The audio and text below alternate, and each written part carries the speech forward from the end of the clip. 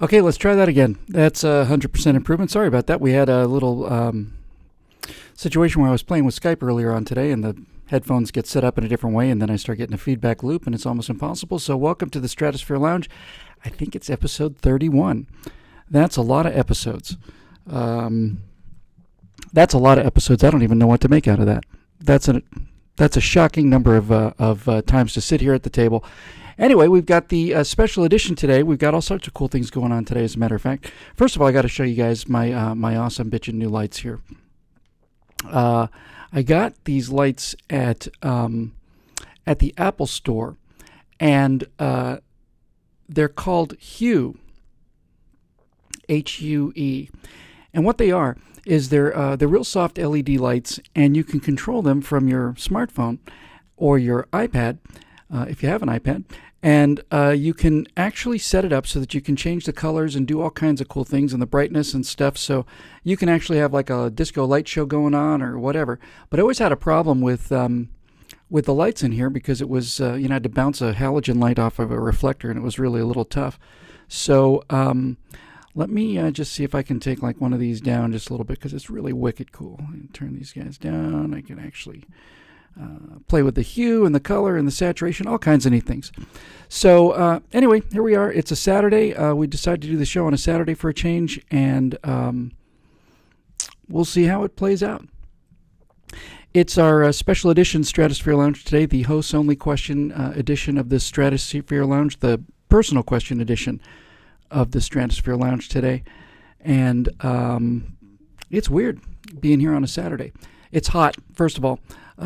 It's a lot hotter in here than it usually is on the weekdays, so we may not be doing the Saturday show again in the immediate future. But anyway, we're here to do it today. So I've got my little phone here, and I can adjust my lights and make them a little bit cooler and a little bit brighter and do all kinds of nifty things with them. Like take this guy in here, just kind of make him a little more green, a little more blue. Oh, look at that. I love this kind of stuff. So you can actually control all the lights in your house on your phone and set them for any color you want to, and then there are little programs that make it do a soft dissolve and all sorts of other neat things like that. So that's a fun toy to play with, and I've been, like I said, fighting with the lights forever.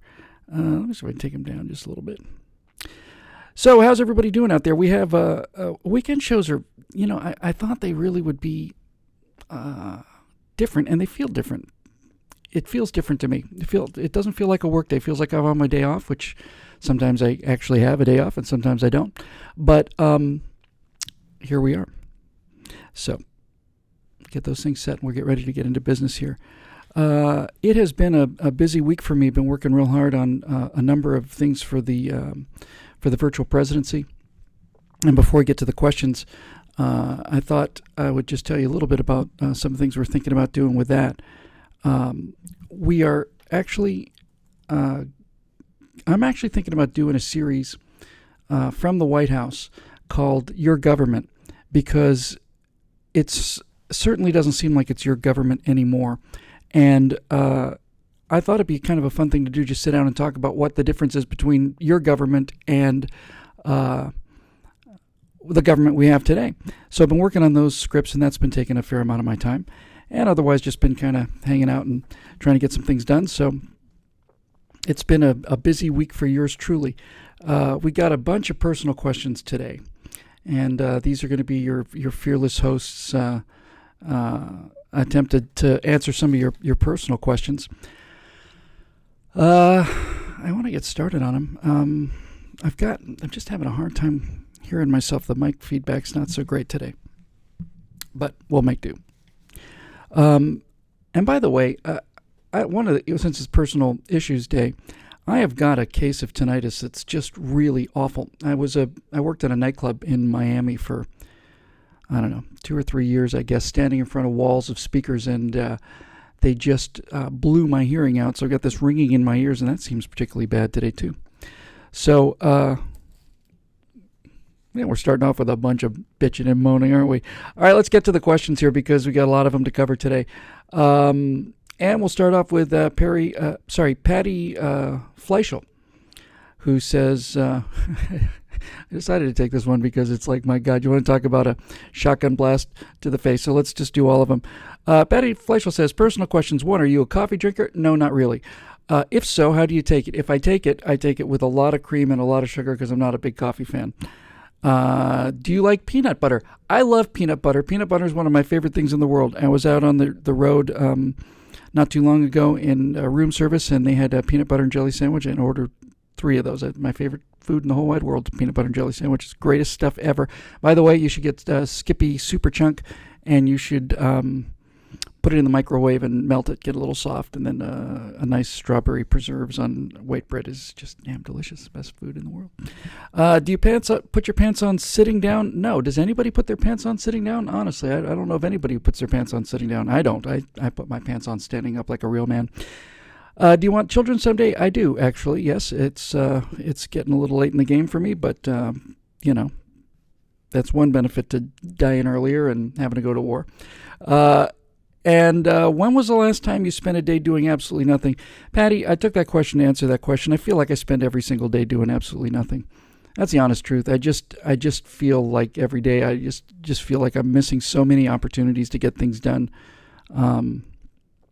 I suppose that's a problem that you sometimes have when you have a job like this, which is a really unstructured job. I don't go to work in the morning, put in my 8 hours at the office and come home. Because of that, when I don't get the things done that I want to get done, I carry them with me into the night. I carry them with me on the weekends. I carry them with me right now. I've got a lot of things I need to do over the weekend. So the real reason I took that question was to say I just actually often feel like the last time I sat down and did absolutely nothing was this morning, and I feel like I do that a lot. Give me 1 second to see if I can just get a little more feedback out of this mic of mine here. Oh, there we go. That may be better. That is much better. Hey, that's absolutely fantastic. Now I can actually hear what I'm saying. So that's a little much. Remember, ladies and gentlemen, this is the worst produced show on the internet, because we do it all by ourselves. Okay, so so that's basically my feeling on it, Patty. I feel like I waste a lot of time, and I know a lot of people who feel that way. It's a hard thing to come to grips with, to be honest with you. This is it's really, anybody who's ever been self-employed, I guess you might know how awful that sense is of just having let the day just escape from you, and you didn't have anybody supervising your work, and you didn't have anybody cracking the whip, and there wasn't like something you had to get done by 5 o'clock before you go home. I know everybody wishes that they were self-employed, and I did for most of my life too, but there's actually a real kind of a psychic burden imposed on it. And I'll tell you something else too. I had this conversation with a very dear friend of mine yesterday. The fact is, when you're working by yourself, when you're self-employed, there's very little structure in your life, and you have to impose it on yourself. Requires a lot of discipline, and if you don't have that kind of discipline, then you things just slide. And there's just something nice about going into work, and then when you come home, you're done with work, you're off. So when you're self-employed, you don't often have that. You kind of carry that work with you everywhere. It comes home with you, goes with you on the weekends, goes with you on vacation. And that's definitely the downside to being self-employed, although there are plenty of upsides too. So anyway, that's why we decided to take that one. We got a bunch of wild questions, some of them really great, some of them are really interesting, and some of them are just fun. Here's one. Kara McVeigh-Jones wants to know, what's your favorite thing to have for breakfast? Well, I'm, as you know, a connoisseur of different and exotic foods. There's nothing on the table that I won't try at one point or another. Yeah, I'm going to have a sarcasm light that goes off in the back. I'm just going to have, not just a light, like lights and sirens and stuff.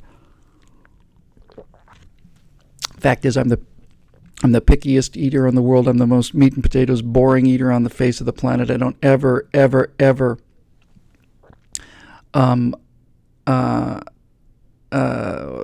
get a chance to to do much different stuff. I don't like doing wild and exotic foods. I ate a bug in Thailand, and I had to. I was hanging out with a bunch of friends, and they were just awesome guys, and we did every single thing there was to do in Pattaya, and we after a night of hanging out with these guys, they're all British, a British Marine, and all my British cousins, and finally after we had the most epic time of our lives in the place called the Ice Bar, which was Ice Bar in Pattaya is imagine a refrigerator semi-truck, like one of these refrigerated units that carry frozen meat. And they cut a side of it off, the back of it off, and they made that clear plastic. And inside the bar, it's probably about 28 degrees. And so the bar itself is a gigantic block of ice, and you go in there and you rent parkas. You don't rent them, you just put them on. And you go in there, and it's freezing cold in there, and they serve you like chilled vodka shots. So we went in there with my British friends and cousins, and we were suitably lubricated going in, and so instead of putting on the parkas, one of these guys, one of my friends who's was in the Royal Marines, basically said to hell with the parkas, and he peeled his T-shirt off. Now you got to understand, it's 89 degrees, 95 degrees, something like that outside. It's Thailand, and it's never cold in Thailand. So all of us just peeled our shirts off. We all went in there without our shirts on, and we drank vodka shots, and we absolutely had the time of our lives. And it was freezing cold, and you could see your breath, and there was a crowd gathering because of all these crazy foreigners. And like I said, you got to imagine in Thailand, it's like those people never, ever, ever are cold. It's just never cold in Thailand. So you go inside the ice bar, it's the first time they've ever been in a temperature below 60, probably.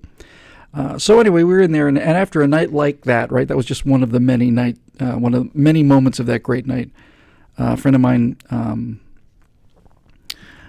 basically went out and bought, right off the street vendor, because they're everywhere, bought a bag full of fried grasshoppers. And I promised myself, it's funny, I actually promised myself I would not eat a bug in Thailand, because I knew that they ate a lot of bugs and stuff over there. I said, I'm just not going to do it. Just not going to. So forget it. And after this epic evening of just hanging out with these great guys and doing everything, and by the way, there are things in Thailand that you probably don't want to see. I was going down Walking Street in Pattaya, and Walking Street is where they take a section of the town and they block off the main street, and for about 3 miles. And so all of the nightclubs open up onto the street, but there's no car traffic, so everybody walks. And so they call it Walking Street. And I bet I saw 1,000 prostitutes. And half of them were ladyboy, male transvestite prostitutes. And it's that kind of place. Anyway. So after a night of insane debauchery, we just kind of were coming out of the ice bar, and this guy, who was definitely the most valuable player of the week. This guy was just everywhere and everything. He'd been there before. He knew everything was. And so he buys a little baggie full of fried grasshoppers, or crickets, I guess. Is there a difference? I don't know. I know there's a difference out in the field, but when it comes time to put one of those in your mouth, there's probably not much of a difference. Crickets, I guess, are smaller, so it was a cricket. So anyway, so he handed it to everybody, and I said no. And then I just felt like such a douche, I just did. I just felt like such a d-bag. And as he's pulling the bag away, I said, "Come here." And this guy just puts this fried grasshopper in my mouth, and I bit down on it. And I have to tell you that it wasn't that the taste was awful. It didn't taste awful at all. It was kind of a buttery kind of a taste, and they soaked it in, whatever. So it wasn't like it was a horrible, sickening taste. It was just that when you crunched this thing, all of the shell, the chitin, I guess it's called, gets in your teeth. And I guess the people who know how to eat bugs just swallow them, but being an American, I hadn't had a lot of experience with the insect menu, and so I just chewed on it, and that that grasshopper chitin shell, whatever, gets in between your teeth, and you can take 3 or 4 bottles of water, I mean the decent-sized bottles of water, and swish and swish and swish, and you won't get it out of your mouth, not ever. I don't think I still think I probably, back there somewhere, and that was a year ago, a little over a year ago. I am so glad I did it. If I hadn't done it, I would have been ashamed of myself in the company of men like that. Those guys were awesome guys. It was one of the great nights of my life. It's maybe the most memorable night of my life. It's certainly up there as one of the most memorable times I ever had. And I'm not going to let those guys down like that. Honestly, I would have done anything with those guys. They were terrific. We were a deadly, deadly peril out there. And so that's what I did. I ate a bug. So in answer to your question, Kara McVeigh Jones, my favorite breakfast thing would be a large plate of fried grasshoppers sauteed in butter with not too much seasoning, maybe a little bit of garlic salt, a little olive oil, something. Don't ever make that for me. Actually, I'm not a huge breakfast eater, but I am a pretty big traditionalist when it comes to breakfast. I like 2 eggs, sunny side up. Not over easy, sunny side up, but well cooked so that they're not all gooey. A bunch of bacon. You can load up the bacon. There's no such thing as too much bacon. I'll take all the bacon you have. It's a great Ron Swanson line from Parks and Recreation. He says, it comes into the restaurant starving in the morning or something. He's been out forever, and he says, "Give me all of the bacon and eggs you have." I'm worried that you think I said, "Give me a lot of bacon and eggs," but what I said was, "Give me all of the bacon and eggs that you have." That's a classic line. So a couple of sunny side up eggs, some white toast with butter, some bacon, and maybe some strawberries and orange juice. I drink a lot of orange juice. I'm good to go. So that's my favorite thing for breakfast. Kim Murphy asks, how's my sister doing? I'd mentioned my sister had some real problems with her lungs, chronic problems, a couple months ago. She seems to be doing much better. Kim, thanks for asking. She seems to be stabilized quite a bit. She got a new doctor, and so they're not getting any worse. But she's in some trouble.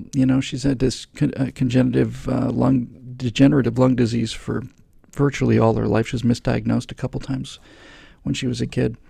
And, they may be, it's getting bad enough where she may be approaching, lung transplant territory, which is not a fun thing, but they do more and more of them every day, and every time they do another one, they get better at it.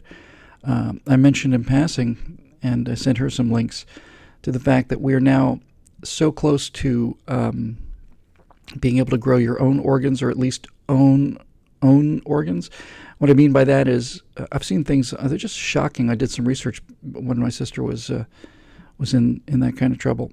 And as it turns out, that if you look at something soft like your heart or your kidney or your lungs or something that doesn't obviously have any, there's no bone structure in your heart, there's no cartilage structure in your heart. But it turns out there is a protein structure.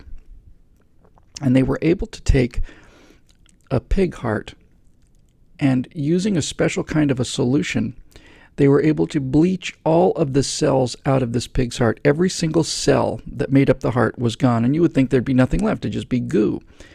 But as it turns out, all of our organs have a protein, I don't know what to call it. It's almost like an exoskeleton. In other words, if you take all of the cells out of a heart, you're still left with something. And it looks like a ghost heart. It's this eerie, gray, translucent thing. And once you have that structure, this is what the cells actually build onto. Then you can take your own heart cells or your own stem cells and pour your own stem cells over this protein structure. I've seen it done in a lab. It's not science fiction. It's actually happening. And these stem cells will then bond to the protein structure of the heart or the kidney or whatever. They'll all go into their correct place. And then after a week or two, and they've gotten into position, they know what they're doing, you hit them with an electric charge and they start to beat. It's a freaking miracle. We learn more and more about biology and microbiology. More and more we learn that that these structures that we have in our body are much more complex in many ways, and in other ways much more simple They're just all shared. So anyway, basically what they could do is they took a pig's heart, or you could take a human heart, and you clear out the pig cells, let's say, and then it's not an animal's heart anymore. It's just this matrix, this protein matrix, and you put your cells, your stem cells into it, and it starts beating, and it's your heart. There's no rejection issues. There's none of that. You don't need the immunosuppressant drugs, anything. It just simply it's not a mold, by the way. Somebody just put it's not like you have to create this thing. It's built into the heart. If you take the cells out, this thing is there, and it's the same thing for the kidneys and the lungs and the liver and everything else. It's this translucent ghost structure once you get the cells out, and then you put new stem cells in, and it becomes yours. You hit it with a charge, it starts beating. It's unbelievable. Unbelievable. Also saw in a lab a pair of lungs, young, small lungs, but human lungs, breathing, just inflating and deflating like a bag, and they were grown off of this protein matrix. Unbelievable. And we're getting very close. I mean, we're doing it. It's not like this is a hypothetical thing. We're doing it. So I don't think it's going to take too long. I think somebody's already had a trachea implant where somebody took a trachea. I don't remember whether they used this protein matrix or they made an artificial one, but they took a sort of the matrix, the structure of the trachea, coated it with their own stem cells, and it became that woman's trachea. They implanted it into her body, and 3 days later, she was shopping. So, go science. So that's that. Thank you for asking, Kim. And related to this, Welter Almeida says, "Hey, Bill, can you tell us a little bit about your siblings?" I'd be happy to. I'm the oldest of 4. My brother Steve is a year younger than me. Steve is a chef. He's a chef down in Florida. He had a restaurant in San Diego for a while. He had a crab and seafood restaurant. Steve is about as different from me as he can be. When we were kids, we'd both go away for the weekend, and we'd both go to the Everglades for the weekend. My mom was very cool about all this stuff. I was probably 13 or 14, and Steve was a year younger, so 12 or 13, 14, 15, 16 as we started getting into that. And I'd go out to the Everglades at nighttime with a bunch of my nerd friends who had a bunch of telescopes. We just drive out from Miami to go out to the Everglades where we get some good dark skies, and we go out for star parties and get, stand out there in the middle of the Everglades at nighttime and see all the things that you can only see in a really dark sky, and get bitten by mosquitoes the size of hummingbirds that pick you up and fly you away and eat you at their leisure. But Steve would go out in the daytime with his dog and a shotgun. He was 14, 15, 16. He'd just camp out there for 3 days. He'd hitchhike out to the Everglades, hang out there for 2 or 3 days. I don't know what the hell he did. He was just always that kind of outdoorsman and fisherman out in the water on the boat all the time. He was out there doing those things when I was in the dark, cold, air-conditioned planetarium. Steve is real different than me. He's a good man. He has a son named Ashton. It's one of my cousins. One of my nephews, one of my 2 nephews. And he's a terrific kid. So that's Steve. And then 6 years younger than me is my brother Evan. Evan is he's a financial guy. He runs a bunch of stockbrokers. He's part of that whole financial industry down in St. Pete. And he's been a great financial guy pretty much all his life. And you want to talk about a skill set that yours truly doesn't have. He was that and is that. And he's very good at that job. And he lives in St. Petersburg, and he played football for a while in college. He's kind of a big guy. We're all about the same height. I think all 3 of us are 6'1". He's big. He's just a big guy. And he was always my little brother. He was the one who always, used to follow me around. And Evan is a really, really great guy. And 1 year younger than Evan is my sister Melanie, who I just mentioned. She's a fashion stylist down in Fort Lauderdale. She goes shopping for clothes for a living. Has all kinds of amazing stories about models. She she has stories about models, and you just curl your hair, really. So she actually goes around the world. She's in Rio, or she's in Tahiti, or she's in the Netherlands. She's all around the world, Brazil, and as I said, she's just on shoots and lugging these enormous crates full of clothes, and she just goes out there and takes a lot of clothes with her, and dresses models on fashion shoots all around the world, which is a pretty glamorous life and an artistic life, but also entails a lot of hard work, a lot of just a lot of logistics to move all those clothes and customs and all that stuff. So those are my Sebs, and I love them all. They're great. They're great people. All of us very, very different, and I was just very, very lucky. They're just terrific people. Every one of them. No family feuds, no warfare, none of that nonsense. Everybody's. I can't say we're like super close. As Steve and Melanie both live in the same town with my mom, so they see each other a little more often. So I wouldn't say we're like a really close family. I know some people who have very, very close families, but we're not that. But we're emotionally close. We're all on the same team, and nobody's got any big at war with anybody else. So those are my Sebs. Keith Dorset asks, have you had a midlife crisis yet? I had mine at 40, and I'm working on a midlife crisis at 59. The late midlife crisis ought to be a trip. I have had a midlife crisis, Keith. It started when I was about 17 and is continuing on until about now. It's kind of like a perpetual ongoing crisis kind of thing. It just never ends. I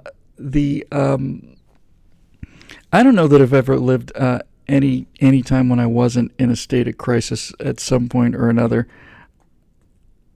It's been an interesting ride. This life I've led is very what's the word I'm looking for? I don't want to say chaotic exactly. It's different. It's been I don't really know how to describe it. Unstructured is one way.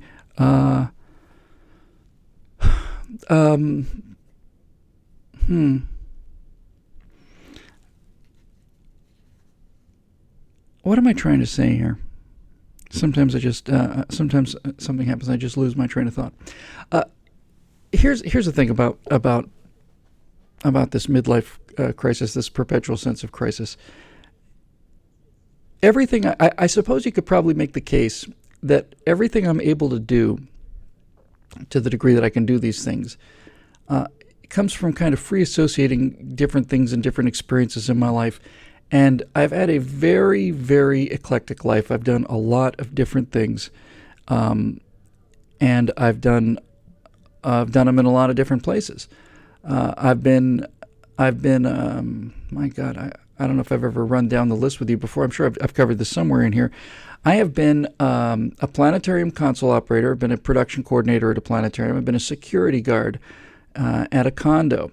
I've been a waiter, the worst waiter who ever lived. I've been a limo driver. I've been a lab assistant. I've been an astronomy lab assistant. I've worked in a geochronology lab. I've been a temp. I worked at a rent-a-car agency. I was a limo driver, I think, as I said. I've been an editor. I've been in the film business. I've done a lot. I worked as a line chief out at a glider port. I've done a lot of different things. I am a vagabond. That's right, David Wellman. That's probably what I would call me. I would just call me a vagabond. And for most of my life, I wandered around out there basically trying to get movies made, which is virtually impossible. And in fact, the more of a vagabond you are, the harder it is to do this, because you need $1 million, generally speaking, to, at least in that ballpark, to do something serious. And it led me to a lot of interesting places, and some of them very dark, and some of them not. But it gave me an awful lot of experience. I would say I've done more in life than just about anybody I know, in terms of differing kind of experiences. From lately, from being invited and being a part of, like, as high level stuff as you can get. Really, like, I sit down sometimes and meet with with senators and some of the most important and influential people in the world. This is what's kind of happened to me lately, and you combine that with a background where I was just I was just completely lost, I can't. This is the personal background show, and I can't tell you. I'm not going to. I can, but I'm not going to tell you the depths of some of these places and things that I've been and done. But believe me, there's a lot more street to this kid than you might suspect. A lot more. And I don't share that with much of anybody, but I'll tell you one thing, it does add interest. I wouldn't trade it. Let's put it that way. How much of this can I actually really talk about?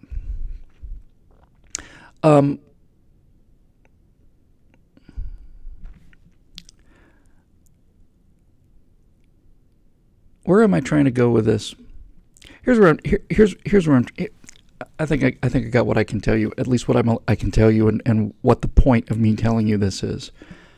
One of the reasons I'm able to come to the place where I am now with this sense of optimism and hope, and talk about these issues and be positive and try to be a good person and try and do the right thing and try and live a life of some integrity and generosity the best I can manage, comes from having spent the middle of my life in a place where generosity just wasn't an option because I had no resources at all, and hanging out in places that were colorful, and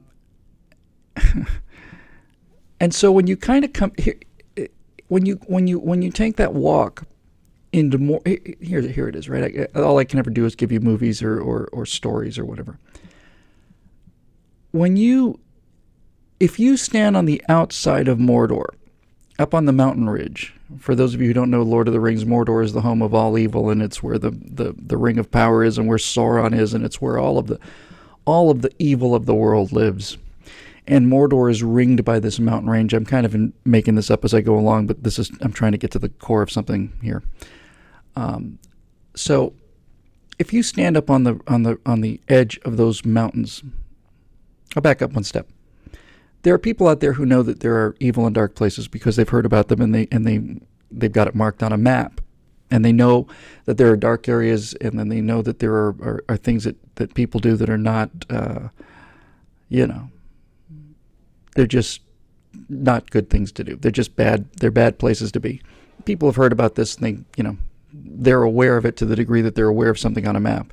Then there are people who stand on the mountain range and look down into Mordor and actually see it, and they can be confronted with it, and they get a chance to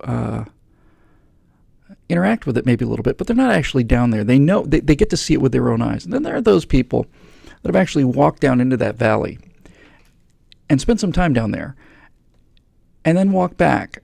And that's kind of what Frodo did, and Frodo and Sam. They didn't just hear about Mordor, and they didn't just look down into Mordor. They had to walk through Mordor.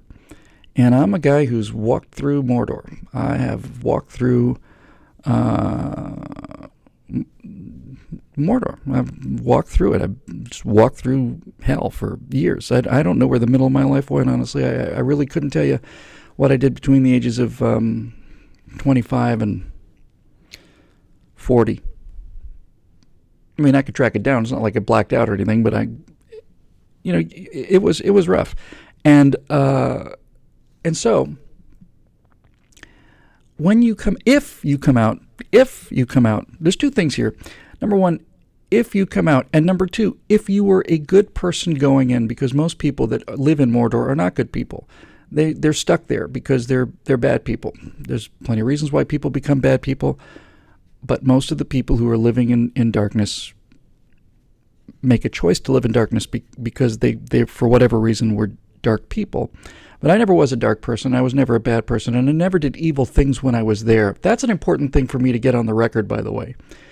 I never did bad things. I never did evil things. Never hurt anybody. I never did any of that stuff. But I hung out with some dark people, and so if you're a good person going in, and if you can find your way back out again, then you have a strength that is insurmountable, really. It gives you a strength of character and a strength of and a wealth of experience that you can draw on. You can come back out of there, and then you can help the people who are not living in Mordor, and you can do some good for the people living in Mordor too. So one of the reasons I think I have some perspectives that some people maybe don't have. I certainly have a perspective on how liberals think, because I used to be one, a lot more of one. I was never an America hater. I never hated this country, never hated business. I certainly never hated the military. Wanted to be in the military, flying jets all my life. But I've been to these places, and I've seen what people do, and I know what they think. I can talk about poverty because I've been there. I've had my electricity cut off. There was a period there when my electricity was getting cut off every month. I would, wait till the electricity got cut off, and then that was the next problem to solve. And then they don't take a check anymore, and then you have to go down to the office in person and hand them the cash, and it's just, it's not fun. It's utterly humiliating, and it's utterly brutal. And I've had situations where I was so desperate for rent where I actually, there was one time, I remember very clearly, I just actually started to walk around in circles. I was just walking around in circles, and I was just kind of repetitively saying the sentence, like, it's going to be okay, it's going to be okay, it's going to be... It was really like major stress. So, I have a perspective on all of these things, and I've been there. So when I talk about entitlement reforms or things like that, I'm not a guy who's talking about those damn poor people who are on the dole. They need to get off the dole because they're lazy or stupid. I'm against getting people off the dole because I know what handouts do to your soul. I know what entitlements do to your soul. I know what they do to you. I know how complacent they make you, and how filled with resentment and rage instead of gratitude, and how did I do all of that? And Bindlestiff wants to know, Bill, did you kill a man? No, I wish I had, though. There's a bunch of people out there who needed killing. No, I've never killed anybody, and I've never hurt anybody. I've never killed anybody, never hit anybody, never hurt anybody in my life, not once. But man, I wish I had. That will be a hell of a thing to say, wouldn't it? Yeah, I killed a couple guys. I can't really talk about it. No, it wasn't that bad, guys. I mean, it was just emotionally traumatic, and and when you don't have any money because you're pursuing this dream, you just I don't know. Anyway, so that was my midlife crisis. Started in started when I was about 20 and ended when I was 42. You'll be happy to know this. Is that an echo? You'll be happy to know this, though. My midlife crisis started, like I said, in my early 20s, and it ended. I can tell you when my midlife ended. My crisis in life ended when, in December of 2002. In December of 2002, I did my first blog post on eject. And eject saved my life. You people saved my life. We'll get to more of that in a minute. In 2002, I did my first blog post called Freedom. It was about guns, strangely enough. And Honor was the first one, about my dad dying in Arlington, being buried in Arlington. And then Freedom. Those were both in the very, very end of 2002. And the comments I got from people are what saved me. It really saved my life. Really, really saved my life. And everything since then, in the last 10 years, has been nothing but an upward spiral. And it's all thanks to you guys. That's really the truth. I know it sounds like I'm blowing sunshine at you, but I'm not. The fact of the matter is that once I started writing these essays, the feedback I got from people was unbelievable. It made me have to be a better person. I just became a better person. I had to be a better person to live up to the things. I've said this probably several times before, but I got an email once from a guy who said, I went ashore on Iwo Jima and you're worth a battalion. What do you say to that? I mean, my God, anybody who knows what that was about, I know what that was about. I mean, as much as anyone who hasn't been there could be there through an intense reading and study of this. You hear those kind of stories, and you just can't be. You can't be that guy. You got to be a better guy. So that's that. Man, I got a lot to cover today. Thanks, Keith. That was a great question. John Miller says, do you have a hero, role model growing up that had a large influence on your life? Who and how did they help shape the man you became? I do, and I did. On a very superficial level, you could say that Captain Kirk was kind of my hero. I always admired him. I always wanted to be him, and I wanted to be that kind of guy. I wanted to be the kind of guy, that kind of confidence and that kind of command and that kind of natural ability. And there's always been a germ of that in there, I think, and I'm coming into that now and certainly starting to feel like I deserve to sit in the big chair. I'm sitting in a big chair right now. So on a very superficial level, that was a guy who you could say was kind of my hero and meant a lot to me and was a role model for me. And there were times when I just used him just as a sort of a kind of a crutch to get through, some rough patches. That's the cheap answer. The serious answer is, yes, I did, and I did have a hero and do have a hero. In terms of people that influenced my life. And that person's name is Phil Trick. I don't talk about Phil too much. Phil would probably be surprised to hear me say that. But Phil was a guy who worked at the Miami Planetarium. And if you'll give me 1 second, there's just a slim chance I might have this picture. I should have prepared this. I didn't know what questions we're going to get before we got in here. Likely I don't have it. It's on my, it's on my Facebook page. It's almost worth getting. I'm not gonna stop the show just to do that. So I'll tell you this. Let me tell you about this guy named Phil Trick, who's still with us, certainly. When I started in the Miami Planetarium, I was 14 years old. And I was kind of lost, I mean, I was just, one of the reasons I wanted to be there, obviously, was because I wanted to be a pilot and an astronaut, and flying around in the planetarium was great, but, I was just kind of lost. My dad was a hotel manager, and I didn't get to see too much of him, and I was the oldest brother, so I didn't have any real available father figures or authority figures that I really could connect to. And when I got to the Miami Planetarium, I met a guy named Phil Trick. And Phil was about 10 years older than me. He was an electrical engineer. He was one of the head technician there. And Phil was just a solid, decent guy. Phil was the kind of guy who,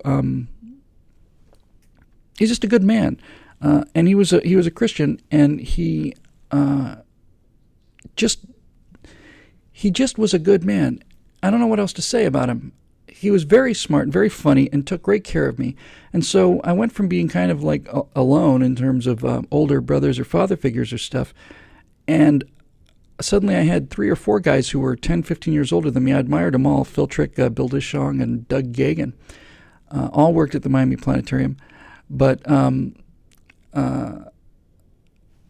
the thing about Phil was he saw something in me. By the way, somebody here, I just got to stop for 1 second. Somebody here has just commented that Bill seems to be dyeing his hair now. I categorically deny this. If not dyeing his hair was good enough for Ronald Reagan, then not dyeing his hair is good enough for me. Ronald Reagan never dyed his hair. You just ask him. He swore it to the day he died, and if that's good enough for Ronald Reagan, that's good enough for me. Actually, all I did was just wash all the gray ash from the LA skies out of my hair. I occasionally take a shower once every month or so, whether I need it or not. And once you live in Los Angeles long enough, you get a little lather up there, and all of that gray ash that lives up in our sky kind of just washes out. This is my natural hair color, for those of you who want to know. So if it's good enough for Ronald Reagan, it's good enough for me. Back to Phil Trick. So, Phil, and by the way, like Ronald Reagan, I have not been dyeing my hair for a very, very long time. Ronald Reagan never dyed his hair. I never had either. And if I had, it'd probably be damn near white by now. So anyway, back to Phil. So Phil was just a good guy. And I'll give you an example. I was 14, 15 years old, worshiped these guys. We did everything together. We spent the day together. We'd go out for dinner together. We'd come back to the planetarium together, and we'd have, the night shows. And these were the best friends I ever had, and they were good people, but Phil especially was just a really good man. And we would do the weirdest things. I was such a lunatic. They just loved me, and I loved them. For example, we used to go out to a place in Miami called New Hickory Barbecue.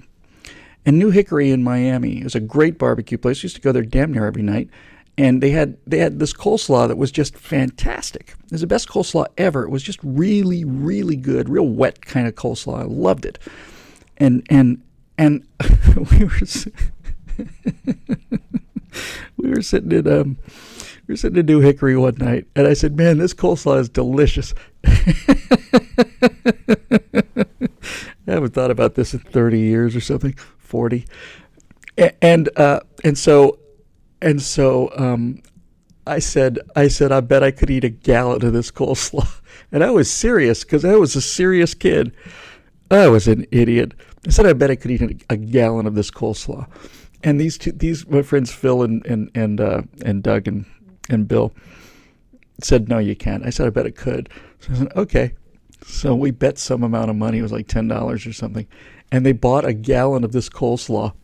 And we took it back to the Miami Planetarium, and then up in the observatory, they took pictures of me, and it was like it was like a bowl or a cup at a time, and a gallon of coleslaw is a hell of a lot of coleslaw, and I was 6'1". I probably weighed 120 pounds, 130 pounds or something. I was thin as a rail. I was just emaciated.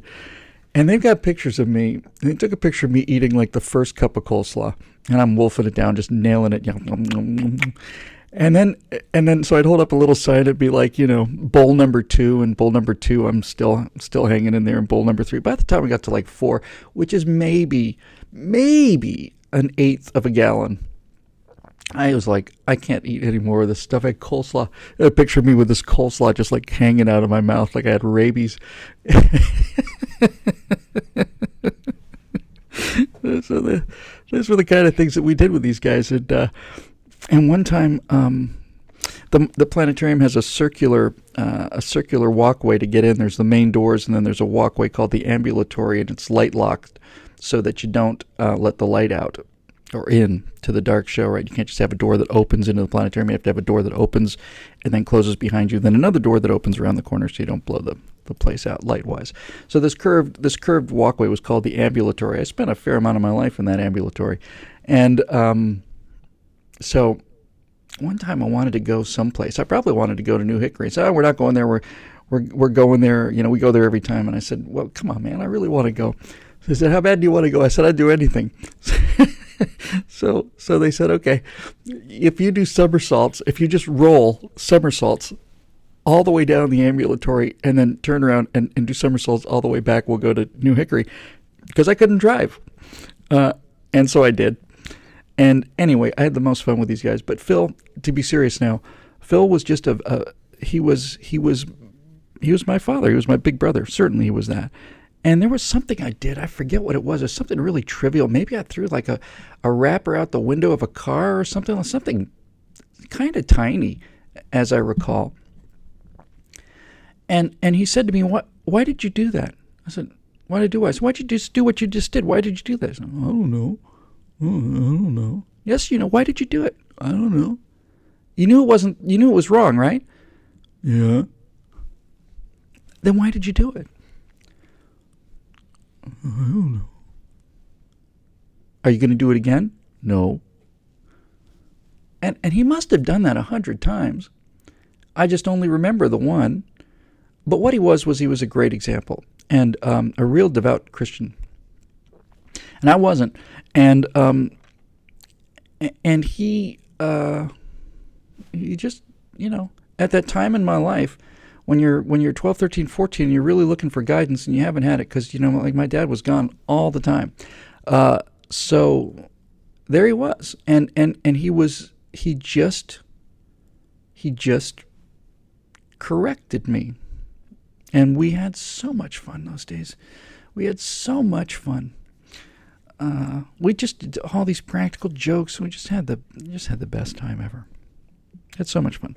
Anyway, his name is Phil Trick. He's actually on Facebook out there somewhere. I haven't seen him in 20 years. I'm going to go back to Carolina, say hi. I miss him terribly, and I haven't spoken to him in forever. I should call him. It's one of those things you just... sometimes some things are so important to you that you don't think about them as much as you should. And I'm really glad I had this question. I may have to give him a ring. Certainly send him an email. What an amazing guy. Just an amazing, amazing guy. Changed my life, saved my life. I wouldn't be here without him. So that was from John Miller. Moving on. Joshua Schweitzer. Bill, what's your biggest regret? Golly. Well, certainly the one that comes to mind first is losing the Air Force Academy. I mean, I wanted to be a fighter pilot all my life, and from 5 to 17, that's 12 years. I was being a geek in high school, and like I think I said last time, I wore a turtleneck every day for 2 years. People thought I was a burn victim. So not getting into the Air Force and flying jets really was a huge regret of mine. On balance, I'm beginning to think it was probably pretty good that I didn't. I think it would have been an excellent fighter pilot, don't get me wrong, but it certainly would have sent me down a different path. And this is the path I should be on. And so I guess in some sense the greatest regret I ever had was missing something that probably was good for me to miss. I've done... I think... I'll tell you one thing, Josh. Of all the things I've regretted, it's always been the things I didn't do. It's never really been the things I did do. There were a couple shots that I should have taken I didn't take, and at the time I thought, yeah, you should take the shot, and I didn't. And those I regret. I've never really done anything, especially big leap or anything bold, that I've regretted. It's not all of them have paid off, but most of them do. And so I just regretted, a couple things. I regret being such a dork in high school. I wish I'd been a little better at the social scene. But that also had to, comes in the fullness of time. If you had to use a word for Billy Boy, late bloomer would be it. Really, that's really it. I've just so many areas in my life I just prepaid everything. I just put in years and years and years and years and years of payment on things that are just now starting to come and pay off for me. So, but I will say this also. I don't have a life full of regrets, Josh. It's an honest fact. It's a hard thing for me to think of one. What's your biggest regret? I mean, really, I have to go back to when I was 17. I don't have a lot of regrets. I'm very happy with the things I did. Even the dark stuff I talked about earlier, I don't regret at all. That adds a certain kind of a spice to my life, and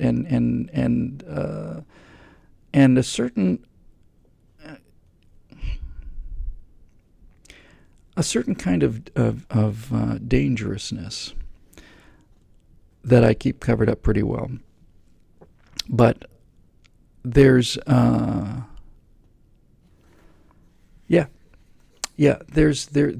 not easily shocked. Let's put it that way. And I've made an effort, a conscious effort. I've mentioned this before, I know, on the show too. Conscious effort to go looking for things on the web that are shocking and horrifying and just plain horrible and make you sick.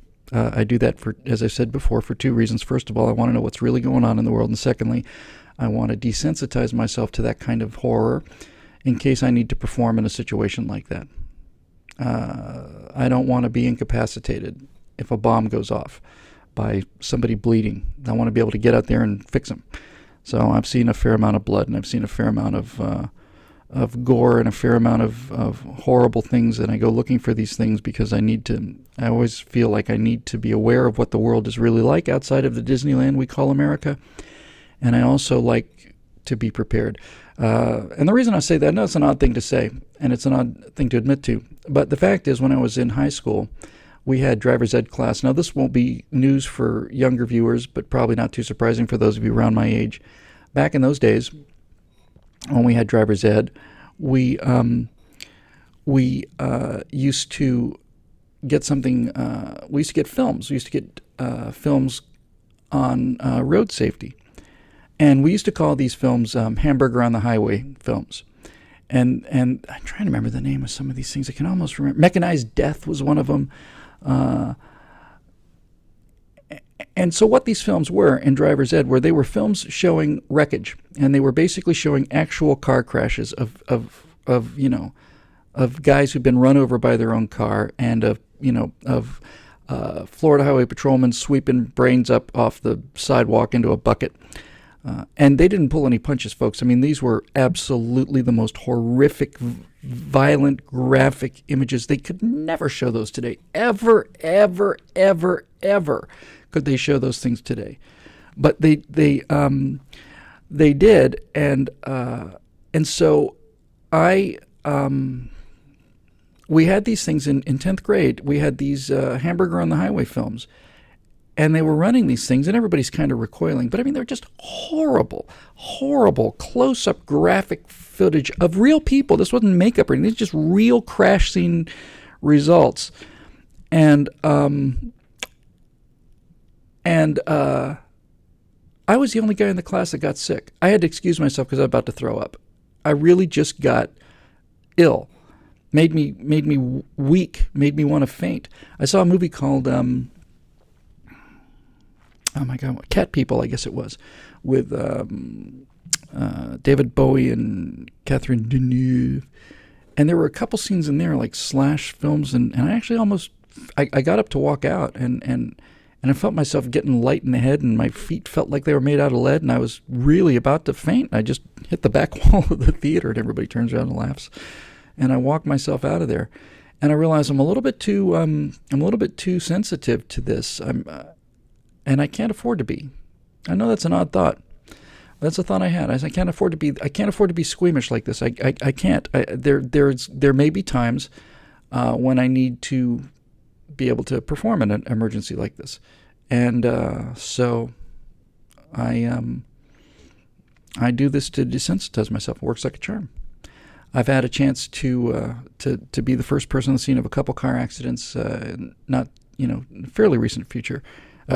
Fairly recent past, rather, and I've been real proud of myself. Been proud of the way I performed. I've crawled through broken glass of a car that was upside down with the wheel still spinning at 4 o'clock in the morning, and guy had his arm pinned underneath the car. He was in the passenger seat on an SUV, and the thing had rolled and it pinned his arm. The car was upside down, so his arm was between the sidewalk and the car was resting on it, and he was starting to panic, and got in there and helped calm him down and wait until the paramedics showed up, that kind of thing. So it kind of paid off.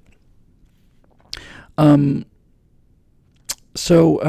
really have a lot of regrets, though, Josh. I just pretty much happy with everything I did, even the things that were hard on me. Really did me a lot of good, and I expect they're going to continue to do me more good downstream. So thanks for that question. Man, we got 3 pages, and I'm halfway through one of them. Kelly Driscoll wants to know, Bill, what is something that people would have difficulty believing about you? I'm a good dancer at the right beat count for 80s music, and if I have a lot of room, I can jump up and dance. I play drums, not super well.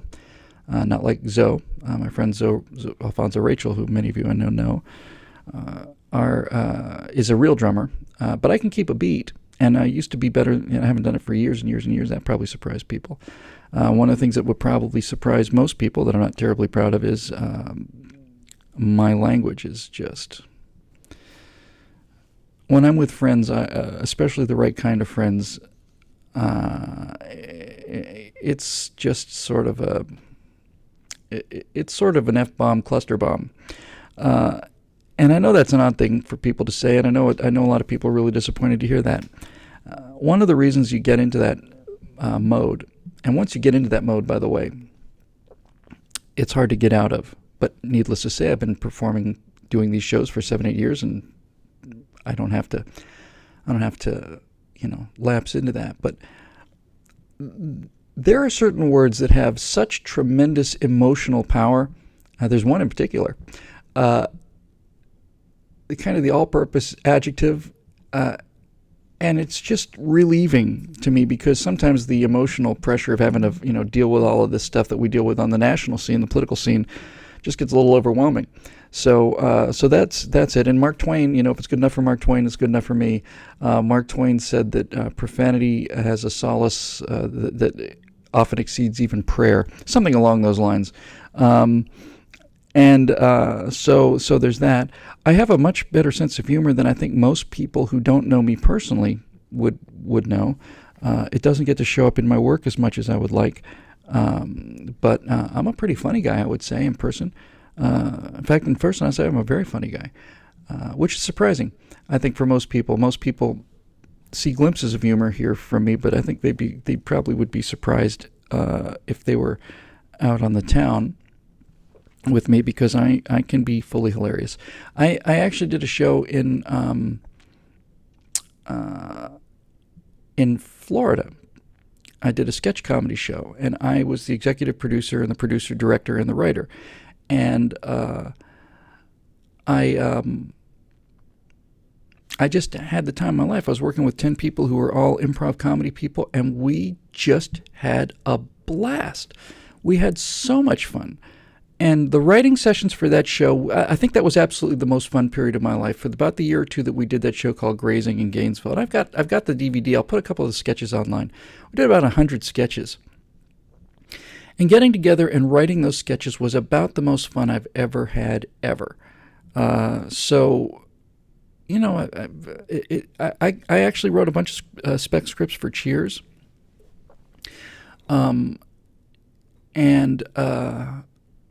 So I was actually a comedy writer for a while. It's not something that's really immediately obvious, but I'd say that'd probably be another thing. So that would be some things people might have some difficulty believing about you. Tremendous romantic, that's probably not too hard to believe. So much of that is in the work I do. But those are the first things that come to mind. We got to move the mail here. We're just really going on for, oh my God, 3, really? Been at this for an hour and 15 minutes. We're not even through one page. We'll have to do some of these later. I'm going to skip a couple here. Some of this I've already covered. What is your first, Tracy Coyle wants to know, what is your first principle personally and politically? I would say both of them are the same, and they would be try to tell the truth. You can't always tell the truth. Sometimes it hurts people's feelings, but by and large, on the big things, you tell the truth. So tell the truth. And my political philosophy has changed because my perception of the truth has changed. Truth didn't change. The way I looked at the world changed because I started seeing things that I hadn't seen before. There were elements that I just hadn't looked at, and things that seem obvious are not obvious. And as I began to delve deeper into what I perceived the truth to be, a lot of my opinions and my politics changed, but I never stopped believing in the truth. I always just got a limited vision of the truth earlier. So I just believe in telling the truth. I think that's important. And that's my first principle, both personal and politically. And if I had to go politically even further, I would say basically trust the people.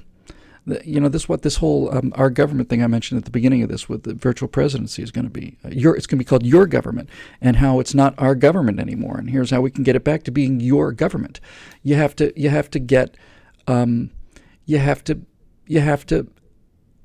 trust the people. If you don't trust the people, this whole thing falls down. And it's good to trust the people. History says it's wise to trust the people. All the problems we get into financially and the State Department and all these problems are the result of elitism. They're a result of a few people thinking they're smarter than everybody else and thinking they know better. They don't. They don't.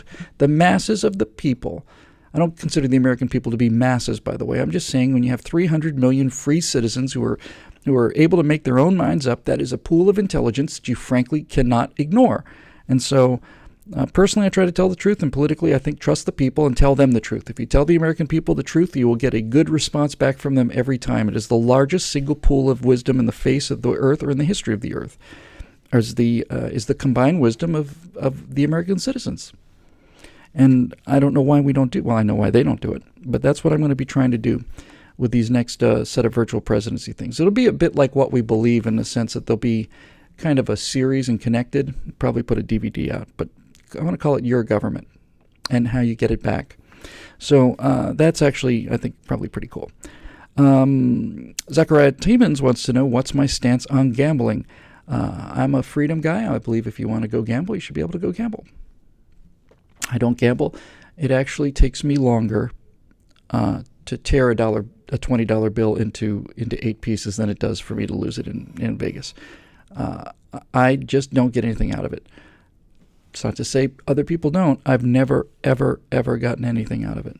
I think maybe the first time I went to Vegas and I put a quarter in a video poker game and I hit something and I got 4 quarters back, I went, wow. Didn't last. It's never been anything that interested me. I've never bought a lottery ticket in my life. I don't have any problem with people who gamble. I like going to Vegas. I actually sometimes like watching people who like to gamble. But it's never been anything for me. It's never been a thrill of mine. It's never been anything I like to do. And since we're on that one subject, I might as well just mention, since I talked about these dark places earlier, you also should probably know that that I've never had a drug problem and I've never had a drinking problem.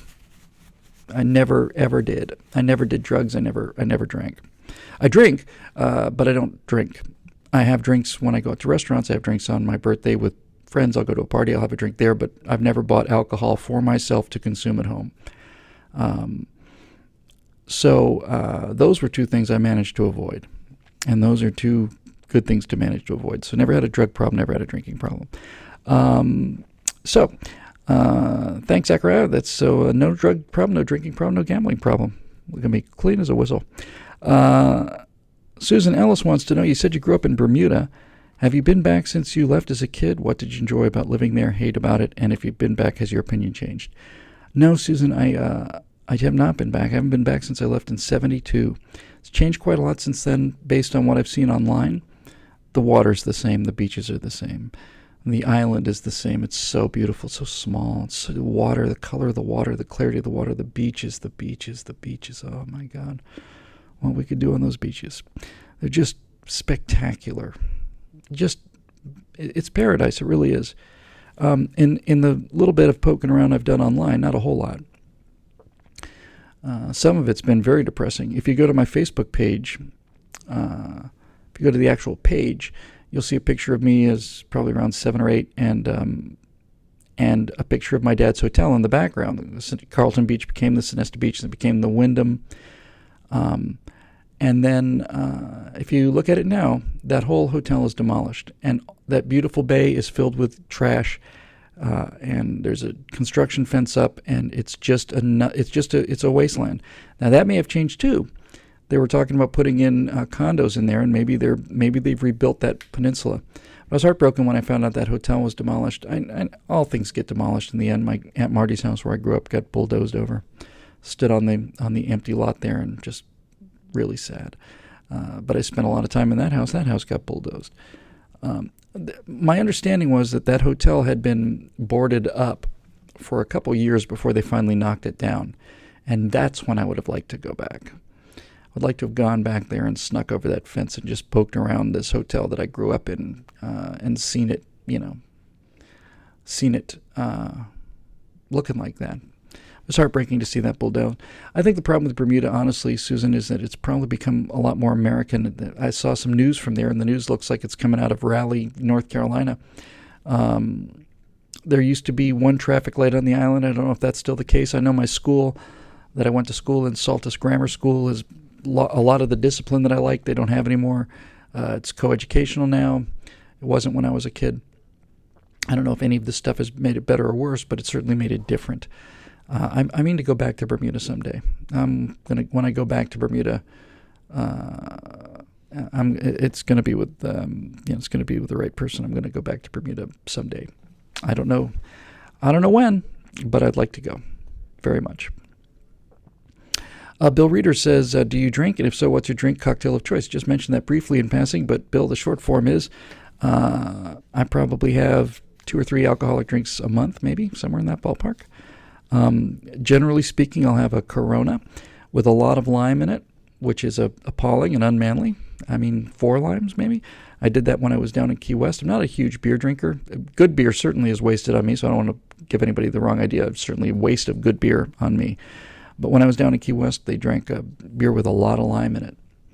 And I really liked that, kind of got hooked on that. So so I generally drink Corona with 4 or 5 limes, which is, like I said, really, I know most people think, my God. But if I had to pick anything to drink, I'm a single malt Scotch guy. And I am fond of Glenfiddich, and that's a real nice drink. I remember the first time I had my first single malt Scotch, I couldn't believe it, because I had sips of blended Scotch before, Scotches and whiskeys and stuff, and I liked it, but it's not something you can sip. But the first time I had a really good single malt Scotch, it's actually like, my God, you can just drink this. That's really super. So, single malt Scotch guy, and that's a good drink to have, actually. Neat, I think. Sometimes on the rocks if I'm feeling a little winky, but mostly single malt Scotch neat is just fantastic. Okay, what else we got here? Got a bunch.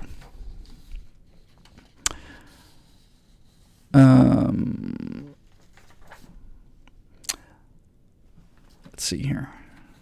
Here's a couple of easy ones, which are fun. Kurt Cheney says, do you ever watch Army of Darkness? Not a true nerd unless you've seen it. I have seen Army of Darkness. I actually liked Evil Dead 2 a little bit better. And I'd mentioned briefly in passing that I'm going to be doing a movie before I do Aurora. I'm going to be doing a smaller movie. It's going to be a sci-fi horror movie. And it's going to be pretty funny too. And it's not exactly like Army of Darkness. It won't be that campy, or as campy as Evil Dead 2, Dead by Dawn, but those two films, I never saw the first Evil Dead, but Evil Dead 2 and Evil Dead 3, Army of Darkness, the Sam Raimi films, are absolutely hilarious and brilliant. If you really want a surprise, I watched Evil Dead 2, and I couldn't believe what I was seeing. I just literally couldn't believe it. I thought I was going to get a weird little, stupid little horror movie, and it was just absolutely fantastic. And Bruce Campbell is it? Man, he was great. And Army of Darkness was really fun too. That kind of brassy, sort of in-your-face kind of humor, and the combination of being frightened and laughing at the same time is a powerful emotional seesaw. If you can actually really scare people, they're keyed to laugh, and if you can really get them laughing, then they're open to be scared. And if you can play that game and go back and forth with that a bunch, wow, man, it's a powerful thing to do. Let's see here. I'm skipping some of these, and I hope we get them again, because I think maybe next Wednesday we'll do another personal question one, because we're just running out of time. We're an hour and a half already here, and I've still got a bunch of important things to do here. So let's see.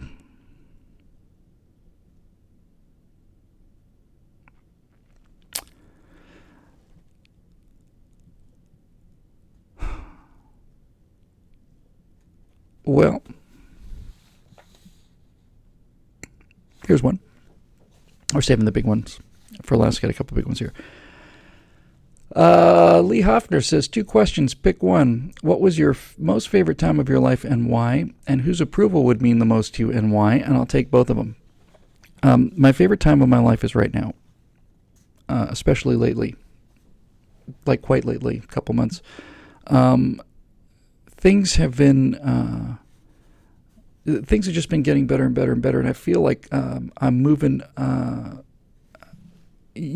Life changes slowly, and sometimes you hit plateaus, and sometimes these plateaus are kind of almost plateaus you have to manufacture, but things have just been so good lately for me in this life of mine that this is by a wide margin the most favorite time of my life.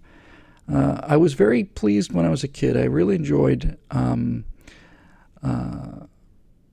Bermuda, going to swimming and snorkeling and being on the beach, and the British schools, and they were so tough and they were so disciplined, and I took so well to those. And had a really great Act One in Bermuda. It was really fantastic way to grow up, and just magnificent, beautiful, and charmed, and all that stuff.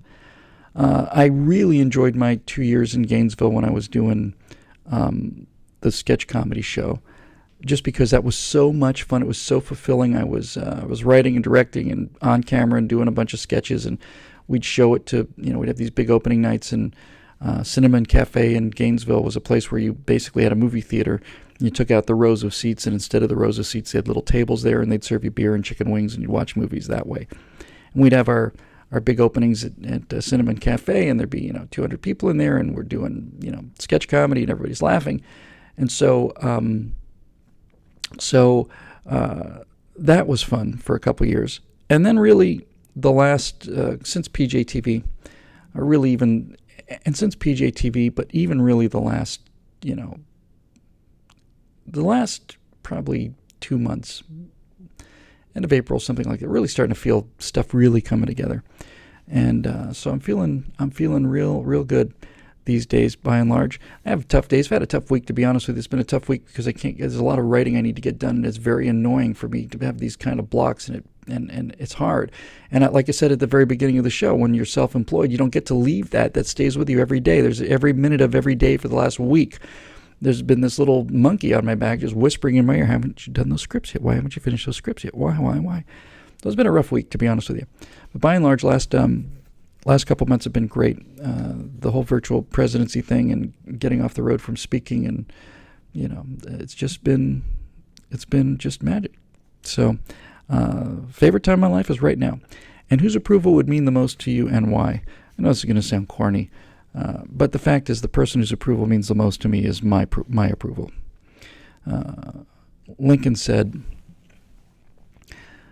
Abraham Lincoln said, I want to conduct the affairs of this administration so that at the time when I leave office, even if I have only one friend left in the world, it will be the friend deep down inside of me. That's a profound thing to say. You really ultimately have to be okay with yourself. If you don't like yourself, if you don't love yourself, if you don't have approval of your own self, I really don't think it's possible to gain the love and approval of anybody, not deeply and not for a long term. If you don't have a fundamental sense of it's not just self-respect. You have to live your life in a way where you can face yourself, and a lot of people don't. There were, as I said, a bunch in the middle of my life when I just didn't. I really had a hard time facing myself. I was not happy. I was not making the choices I should have made. Those days are well behind me now. I don't see myself going back to them either. So really, when you get to the place where you actually really do like yourself and you're proud of yourself, and you do things that make you proud, then you everything else sort of takes care of itself. And so the person whose approval means the most to me is my own approval. I have to feel like I can live with myself. I have to get up every day, and in my particular line of work, I also have to. I mean, this is true for everybody. It's certainly not true just uniquely for me. I think everybody out there who's happy starts from a place of self-approval. I don't know that there's many people out there who are genuinely happy. I don't imagine how you can be happy if you're not happy with who you are and what you do and the choices you make and how you're perceived. So my approval is most important to me. And I feel like I've been living up to that lately, by and large. In most of my life, or middle of my life, I certainly wasn't. But lately, for 10 years now, I have. I really have felt like I've been living a good life and doing the best I can. And I'm real proud of myself. I'm very, very proud of myself. Proud of the work I do. I'm proud of the choices I make. I'm proud of the behaviors I have. I feel like I'm a stand-up guy. And that was not an easy road to come to. It took a while to get to that place, which is why it means so much to me, and which is why it's so valuable, and why I think it's so permanent. Because, as I say, there is a kind of a confidence that comes from never having been tested, where you've never really dealt with a lot of hardships, so naturally you feel comfortable and stuff. But I think when you get to a place where you've actually been through some really rough patches and been down some dark roads, and you come back, then your self-esteem and your self-respect and your self-approval is earned and forged. So I think that's pretty much that. I'm going to take two more, and then we're going to do our word for the day. I've been saving this for last. I get this question every week almost. And I've been saving it until I got a little warmed up and lubricated. A little stretch here. So the one question seems like I get every week, and I got it 3 times this time, and I promised you I'd answer it, so I'm going to answer it now. And let's see how they, at least 4 here. And they're somewhat related. Michael Hanna wants to know, all right, to ask you for many before me, tell me your spiritual story. Kim Murphy wants to know, recent afterburner about your ticket and your Chick-fil-A experience, which I just did, called Civility, which I'll post later on. Was really profound. Did you ever think God is just surrounding you with Christians and they're closing in on you? Have you ever had a God moment? Kelly Driscoll wants to know. And then Nicholas Mahaffey asked me a question about 4-dimensional space and time and stuff, and I bring that up because it's related, I think, to all this stuff. Okay. One of the reasons I've been reluctant to talk about this is a little practical. Part of it is practical, and part of it is I'm not done yet. The practical problem is I have, for most of my life, lived in two different worlds. I've always been the science guy to my the humanities friends. So when I was in the theater department hanging out with actors, they asked me to do all their science homework. And when I'm with the science guys and the engineers, they asked me to do all their English homework. So I've always lived in 2 different worlds. I think that's probably my greatest strength, is my ability to inhabit left brain, right brain kind of things. Flying a glider is a great example of left brain, right brain working together. And I would say I have a very good balance between left and right, and I would say I have a very good balance in terms of these overlapping Venn diagrams. I got a lot of overlap. I would say, if I'm going to be honest about my abilities and my skills, my background, I would say that would be it. I've been surrounded by people who are extremely liberal and basically just went along with that herd for 20 years, so I know how they think. Now I'm surrounded by people who are very conservative. I understand how that pack, not a herd, how that pack feels and thinks.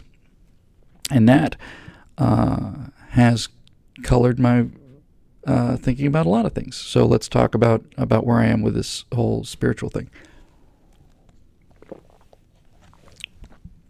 I was a boy raised in Bermuda, and my mom is British, my dad's American. I went to church every Sunday, and I went to Sunday school. Every Sunday was Anglican, it was Church of England. And so I certainly was raised with those values, but we were definitely not a religious family at all. We had no religious services. We had never prayed at dinner. We never did any of that stuff. We went to church on Sundays because it was perceived that it was the thing that we should be doing. And then sometime around age 8 or 10, somewhere in that general ballpark, I remember going to Sunday school on Sunday mornings. And one Sunday school, we got dressed up, and they just, I think my mom just sent my brother and I would just walk down to Sunday school. And one Sunday I was dressed up and I had the little money for the contribution. And I didn't go. I just didn't. I just hung out. Just kind of hung out. And then I went back, and she said, "How's Sunday school go?" And I said, "I didn't go." And she said, "Why not?" I said, "I didn't want to. I didn't like it." She said, "Okay." And I think that was the last time I went. So that was 10. And then when I was 14 or so, in the planetarium, somewhere around in there, when you think you start reading things, and you start thinking, you start breaking away from your parents and your family and your everything. It's time to start rebelling and becoming your own person. I really got into the whole really into the whole science of everything. I was into physics. I was into astronomy. Astronomy, especially when you're 13, when you start really getting into astronomy when you're 13, you start asking yourself some big questions. And I was fascinated by this. I couldn't put it down. You start getting into big questions. You get into questions of the age of the universe. You get into questions of the size of the universe. You get into questions about the mechanics of it. There was an experiment that was done where they basically took the atmosphere of Jupiter. They took hydrogen, helium, methane, and ammonia, put it in a flask, and passed an electric spark through it, something like lightning or something, and amino acids started dripping down the sides of this flask. Amino acids are the building blocks of life. And so it became obvious to me when I was 14 or 15 that there was a perfectly good mechanistic explanation for all of this stuff. And I pretty much just settled there. I just settled there for quite a long time. It just seemed like that none of the theology was necessary. It seemed like there was a perfectly good mechanical explanation for everything, and that this mechanics were understandable. I would say that I would say as a layman, I have a very good understanding of evolution. I personally believe evolution to be absolutely provably true. The biological evidence for evolution is overwhelming. That's very much unlike global warming. See, here's why I don't want to talk about this, because I'm probably going to make both sides angry. My hope is to make both sides happy. My hope is to make both sides come together and tell you how my journey has gone, but probably I'll do just the opposite. But you're going to get the truth from me anyway. So I was presented with a great deal of evidence of a very, very old universe. I was presented with a great deal of evidence on how life basically is a ratchet that complexity builds, and then new changes are kept, and the disadvantageous ones are thrown away, and it basically becomes a ratchet. And this whole idea of, I also heard an awful lot of very, very bad criticisms of evolution that had nothing to do with how evolution worked. And I thought to myself, if they can't attack evolution on the basis of what evolution is, if they have to basically invent for something that isn't evolution and attack it that way, that's telling me something. So I'm still utterly convinced that that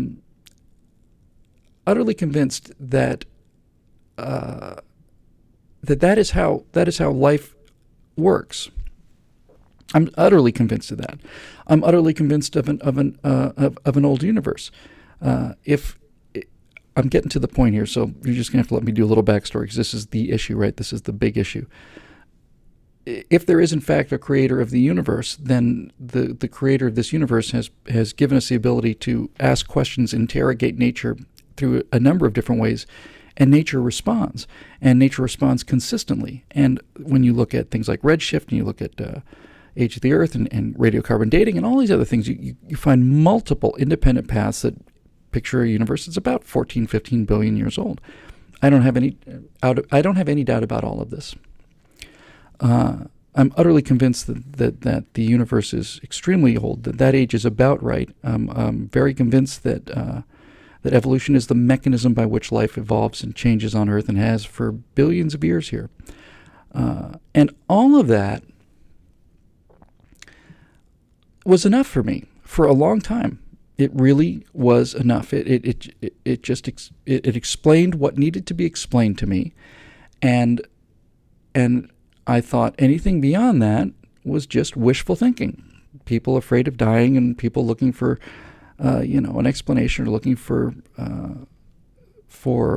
something. And I spent almost all of my life in this place. And it's only very recently, I would say, probably 4 or 5 years, that the arrogance of that position became clear to me. It seemed so self-evident to me, and so obvious to me, that on my bookshelf I've got a bunch of different books. I've got Mere Christianity, and I've got The God Delusion. I read them both. C.S. Lewis and Richard Dawkins. And I look into both. And I understand them both, and I can weigh them both. I understand the point Dawkins is making with evolution. I get it. I completely understand it. I understand the arguments that C.S. Lewis is making. So, look, there, in the midst of all of this, lifetime, basically, with the exception of very recently, 4 or 5 years or so, with a lifetime of basically being an atheist behind me, nevertheless, there were moments when I was in real trouble. I told you I never had a drug problem, and it's true. But I did get into kind of emotional trouble where I was going to Narcotics Anonymous meeting probably once a day, maybe twice a day. And I had no understanding why they sent me there. Because when I tell you I never had a drug problem, I'm telling you the truth. I just never did drugs. I just always thought to me that was a certain pathway to it was suicide. It was instantly suicide. If you start doing drugs, you might as well just be dead. So when I was really miserably unhappy, I went to a therapist. She said, you need to go to Narcotics Anonymous meeting. And I just said, come on, it's the only problem I don't have. I really don't. But I went. And I began to realize the reason she sent me was because I had a lot of addictive behaviors in my 20s and 30s. And addictive behaviors produce a set of problems, and those problems can be medicated by drugs or gambling or drinking or sex or whatever you use to get yourself out of those problems. But during my time in Narcotics Anonymous, which was about a year, one of the things that they call for is a belief in a higher power, and they're very clear about this. They say it doesn't have to be God; it's just something more powerful than you. I said, well, I don't believe that there's anything powerful out there. They go, do you believe the ocean is stronger than you? Do you think you can withstand the ocean? I said, no, I can't withstand the ocean. Well, there's something more powerful than you, right? I said, yes. Well, then believe in that. Okay. And I really struggled with it for the longest time. But when I got into real trouble, there were times when I just basically just let it go, and just stop trying to fight this and just say, I need some help here. And there were definite moments. I remember one clear as day. I was lying out at a pool. I was working a night job, and I was sitting out there at the pool one day, miserable as I could be, and I just said, I just need some help. And I just felt this electric sort of like a shock, like a wave, and just sense of wellness, in the sense of okay, a sense of being okay. Now, the scientist brain, kicks in and starts saying, well, you're just getting an endorphin rush. This is a psychological trick you've played on yourself, and you've done some sort of psychological thing, and you've gotten this flood of endorphins. That's why you're feeling good. Okay, maybe. But it got me. Somebody asked if I'd ever have a God moment. I've had several of them. I had one moment when I was actually so unhappy. I was just so unhappy for so much of my life. I was just so miserable. And I was walking with this girl one night. It was late at night. It was like 1 o'clock or 2 o'clock in the morning, and we just had this kind of a weird sort of an argument sort of a thing, and I was just so miserable. And then just something happened, and I just felt connected to everything. There's a root system called a ribosome, where every root of every tree and every piece of grass is actually connected to other ones underground. You can't see them, but they actually touch each other. And I had that sense. I had that sense that I was 20 feet tall, and that I was connected to everything else, and that everything was okay, and that everything was calm, and just a sense of the loss of the separation between me and other objects, and that was a remarkable feeling. And again, too, I could explain that through psychological things, but there've been a bunch of them. But that wasn't what did it. Two things did it. First of all, I was surrounded by, when I started doing this work, I got surrounded by conservatives, and most conservatives are Christians. A lot of them are. And so one of the things that happened to me was I got surrounded by really good people, and really smart people. And it was immediately apparent to me that the people who I met, who were very strongly religious, not even very strongly religious, but there was just met a bunch of people who were just fundamentally good and fundamentally sound and very religious and very smart. And Andrew Klavan is one of those guys. Jeremy Boring is one of those guys. And many of the people that write me and send me emails are one of those guys. I had an email once when I first started Eject, and I was talking about magic, because I don't believe in Loch Ness Monsters or UFOs or any of that stuff.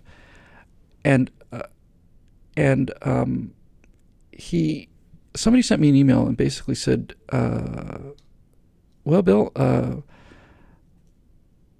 I get where you are now on your spiritual journey, but something tells me your journey is not finished yet. I'm going to pray for you, and something tells me your journey is not finished yet. And this was back in 2002, 2003, and I read that email. I got so angry. It's like, who the hell are you? I didn't respond to this, right? It's like, who does this guy think he is? My spiritual journey is not finished yet. Who does he think he is? How dare he? How dare this guy assume that he knows enough about me so that I haven't thought this through and I haven't... Yes, Scott Ott, by the way, another great guy, a friend of mine, a very influential guy, who's a deeply religious guy. How dare you? This is what I was thinking. I was just really angry that somebody had the audacity to say that my journey is not finished yet. And yet, I could not get that thing out of my head. I couldn't get it out of my head. It stayed with me every day for months and months and months. Just stayed with me, wouldn't go. I realized that I had come to a place where I had stopped thinking about it. I just stopped thinking about it. And then I started thinking about it. And then I started to think about my newfound religious feelings have come to me, strangely enough, through science. Two things really profoundly influenced me. One of them is, if you look at it online, it's one of the best things I ever saw. It's called Visualizing the 10th Dimension. And it's by a mathematician, and it's remarkable. It's really, watching it, I feel like a dog watching, Cosmos. It's kind of like, I get a little bit of that. Yeah, it looks like a human. I can track enough of it to track it, but I don't know if anybody can really understand it.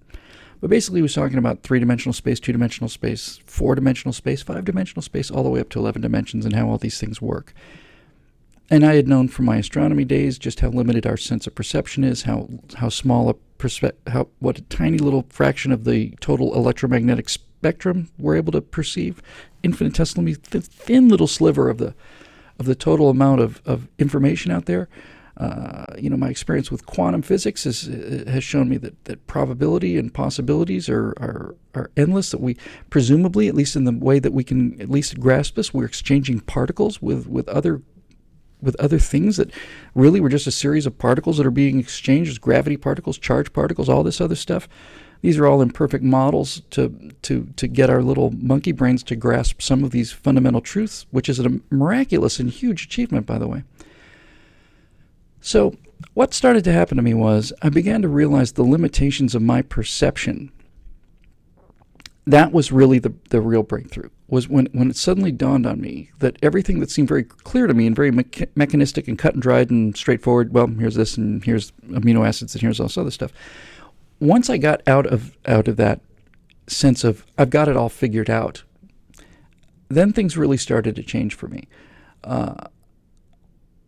I just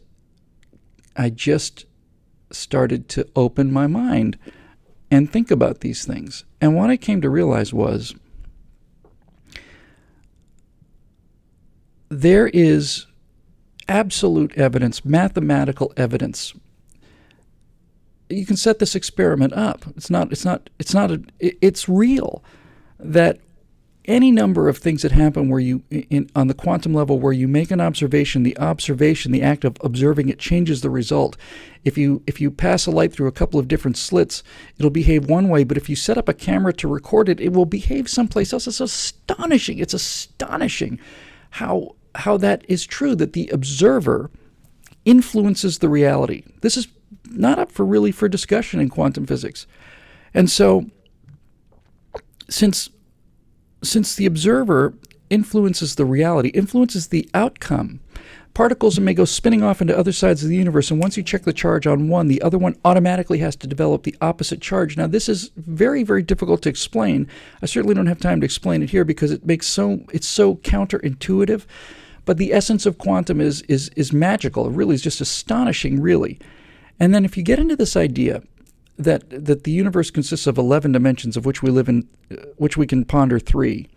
If you look at the 4th dimension idea of time being just a dimension of space, so what I see of myself walking through the room are just three-dimensional cross-sections of a four-dimensional ribbon of me, which has existed since I was born and will continue until I die. It's basically a four-dimensional snake of me that moves through space. That's how it would look if you could see me in the fourth dimension.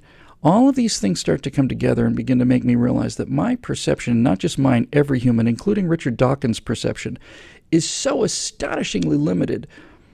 It's so small.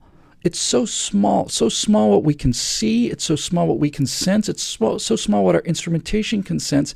And frankly, it's so small compared to what our brains can process. One of the first things I ever heard that made so much sense to me was the map is not the territory. In other words, if I hold up a map of the United States of America, right, I can show you here's where Connecticut is and here's where Interstate 10 is, but the map is not the country. The map is a piece of paper.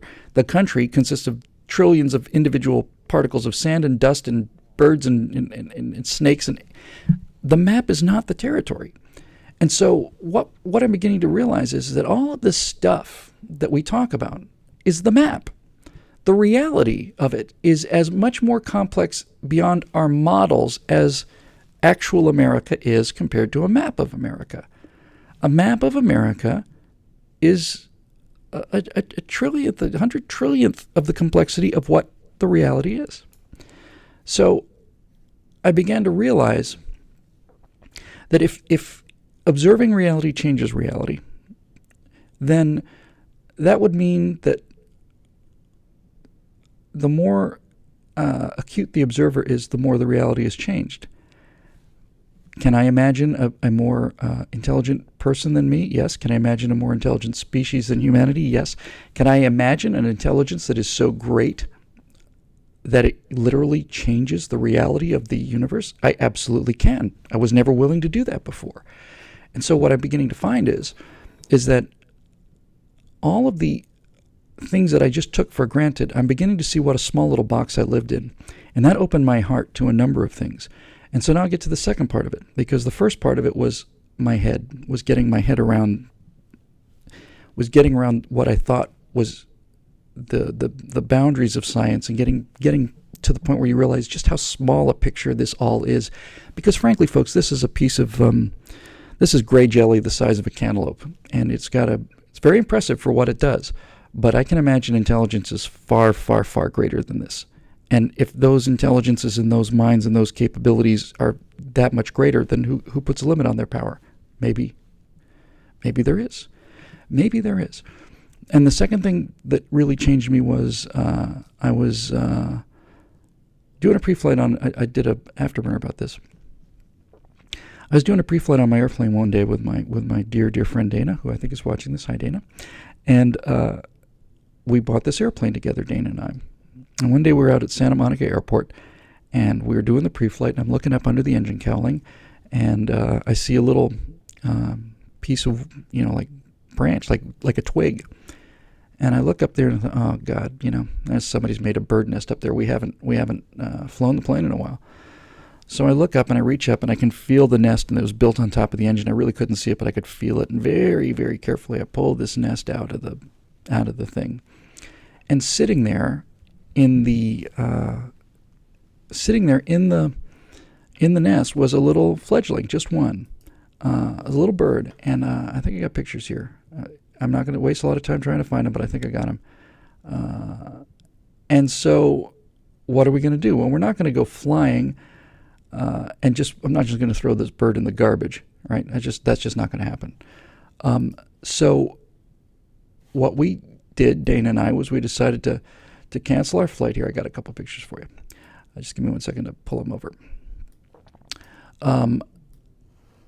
And so we canceled the flight, and then we went to the pet store, and we got a little bird cage, and we got a little towel, and we got some birdie food, and we basically started taking care of this little bird named Howie, after Howard Hughes. We thought that was a cool name. So let me see if I got these pictures. Here they are. Give me 1 second to bring them in. I have to bring them in and then adjust the mic. Okay, so here he is when we found him.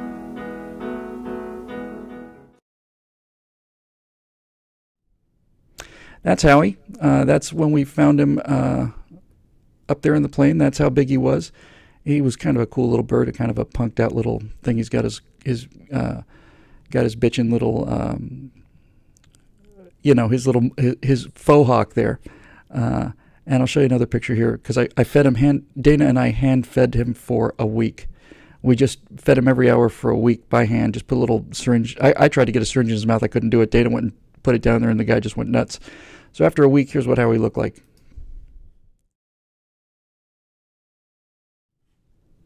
So that's Howie. And I thought a lot about this bird because I had this bird with me every day for a week. And I love that little bird. And I fed him by hand with a little syringe. And he was with me everywhere. We took him everywhere.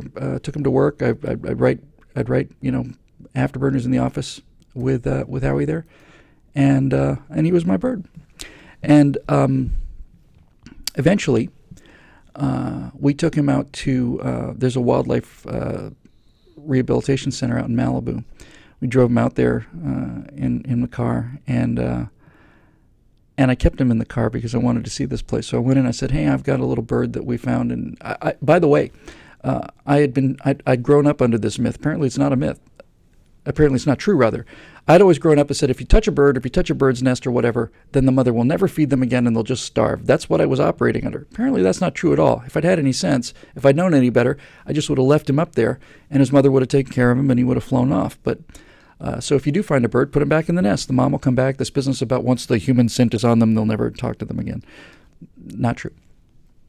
So anyway, I'm getting to the point here. There is a point. So I go to this wildlife center with Dana. We drive out to take Howie back to the wild. And I say, hey, I got a little bird here and a little fledgling, and I fed him for a week. And I don't want to keep him in a cage for the rest of his life because he would be quiet in the cage, and then birds would appear outside my window, and they'd start chirping, and he'd start chirping. And I thought, no, he needs to go outside. He needs to be an outdoor bird. So they said, well, where is he? And I said, he's in an undisclosed location. I'd like to see your facility first. So we walked around, and it was fantastic. They had this incubator, and there were interns, and they were taking the temperature, and they were watching how much he's eating and all this other stuff. And they said, well, we're going to put him in here, and he's going to learn the same language as the rest of these little finches or whatever he was. And then we move him to this outdoor arboreum where they all fly together for about 2 weeks. They learn how to fly together. They all stay together. And then we release them all at the same time as a class so that they all go out into the world together out in Malibu. And it's like fantastic. So I left the little bird there, and I'm driving home, and I was just crying so hard I just couldn't see. I missed him so much. I was just sobbing. It just really broke my heart. And so let me tell you why Howie's in this picture about my spirituality here. I did an afterburner on him. I took him into the studio, and he was sitting on my finger, and I said, all right, look, my cantaloupe brain here is able to determine. I have a fair conception. I could never build these things, mind you. I don't know the details of them, but I have a fair understanding that the reason you're able to see this video now, I was saying on the afterburner, is because photons are being emitted in a certain frequency of light that are coming off of these lights. They're bouncing off of me. They're reflected off of me, and they're passing through a very ingeniously shaped piece of glass, which focuses these rays onto a little tiny receptor, which consists of thousands and thousands and thousands of little photoreceptors, and those little sparks of light, those little photons of light, are converted into electrical pulses. So I get translated into little pieces of lightning. And these little pieces of lightning are being recorded at either 30 or 60 times a second, including the little color values, and all of these little pieces of electricity are being processed by this chip that sorts all these things out according to very specialized programs, and then it sends them down a cable as pulses of electricity that go down a wire cable to a hard drive that's spinning at 7,000 RPM. It's written magnetically onto a little spinning piece of magnetized steel, and then all of this stuff is able to be recorded, and then it's played back to you, and you get to watch it as a series of glowing phosphors on your screen that come down to you either through satellites and all this. I said, I understand the basics of this. Howie, my little bird on my finger, his brain is the size of a pea. He doesn't get any of this. Howie doesn't know that he's being recorded. Howie doesn't know he's in a studio. Howie doesn't know about electromagnetic waves. Howie doesn't know that there are radio waves traveling through the room right now. Howie doesn't know any of this stuff. All Howie knows is that I'm his dad and that I feed him. This big, giant, 6-foot-tall monkey is his mom. And I thought, my perception, my ability to perceive reality is so far beyond this bird's, and this bird's is so far beyond a bacteria. And that's when I had this real religious breakthrough moment for me. Because then I realized, I said, so in other words, does that mean that I'm the smartest guy in all of creation? Is this the biggest brain? Is this the biggest, forget brain, is this the biggest consciousness? Not even intellect. Is this the biggest consciousness in the entire universe? This right here? This here? Really? It's smart enough to know that there are 11 dimensions. It's smart enough for me to have a vague idea of the difference between ultraviolet light and infrared light. It's smart enough to be able to ask questions about certain kinds of things. It's actually very impressive for what it is. But how much... My brain is the size of a cantaloupe. Howie's brain is the size of the pea. I could try to teach Howie how television works for the rest of my life. He's not going to get it. How much more is there beyond me? And if the ability to influence reality by observing it changes the reality, then who am I to say, or who is anybody to say, that there is not somewhere out there a consciousness that is so great that its ability to make creation manifest with a thought, it's obvious to me. It seemed obvious to me all of a sudden.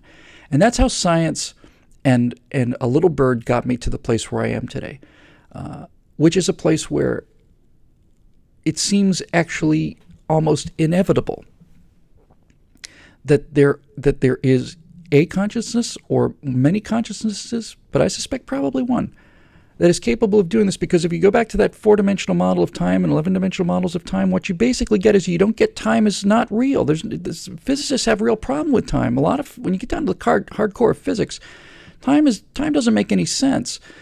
There's a fairly compelling series of evidence that says that time is just where we are. If you put a needle down on a record, for you old timers out there, if you put a needle down on a record, you hear a tune, and as the needle moves, as the record moves underneath the needle needle slowly moves and it plays the particular lyric or sound that you're hearing.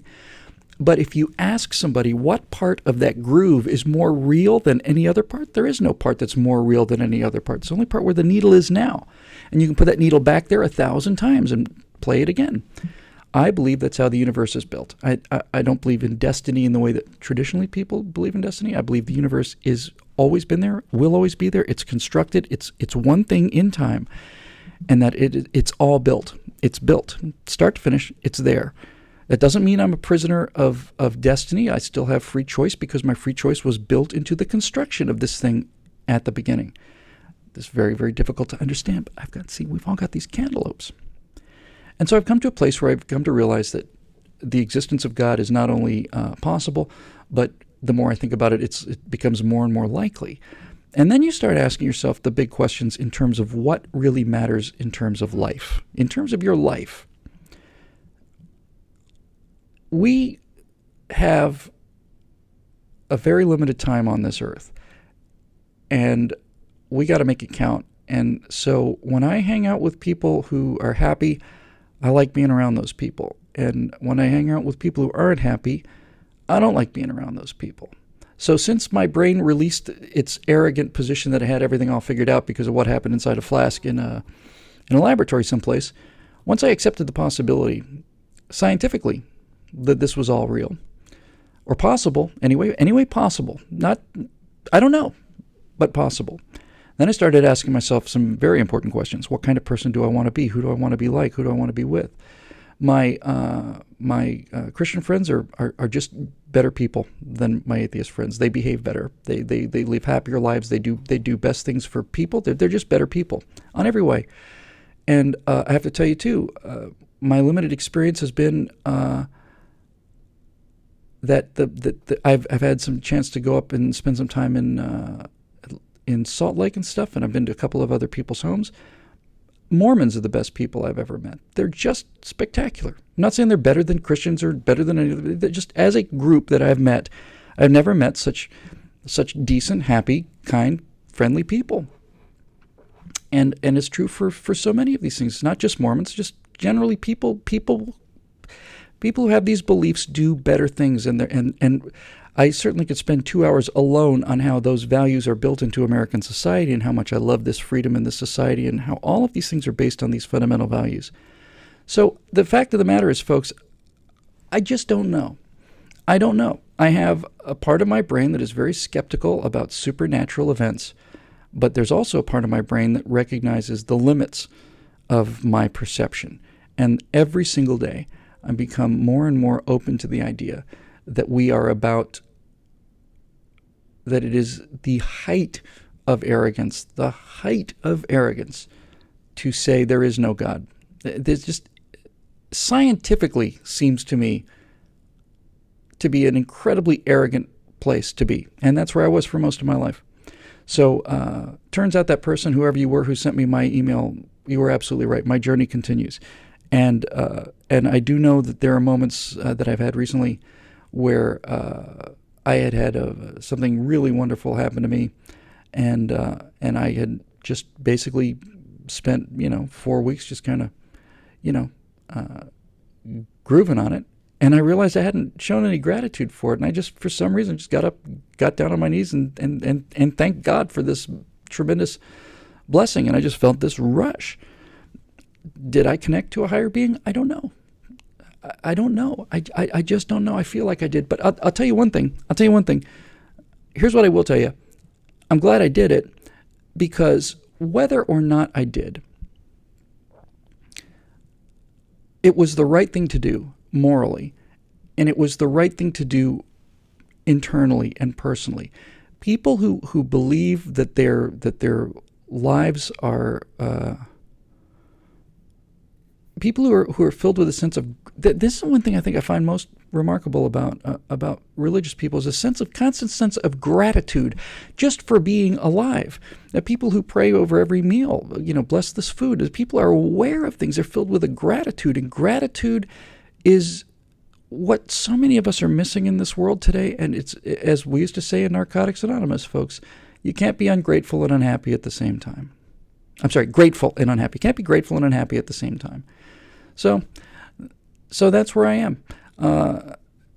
I know it's on many levels it doesn't satisfy anybody. I know on some levels it doesn't satisfy deeply religious people, and some levels it doesn't satisfy atheists. Both of them probably think I've just gone off into halfway land. But Andrew Klavan, who's a deeply religious guy, who I can't stand, as you well know. But basically what Klavan said was really true. He said, I said, Drew, there are parts of it I still have a hard time believing. I just struggle with it. And Andrew said to me, then believe the stuff that you don't have trouble with and let the rest of it go. I thought, okay, that actually makes sense to me.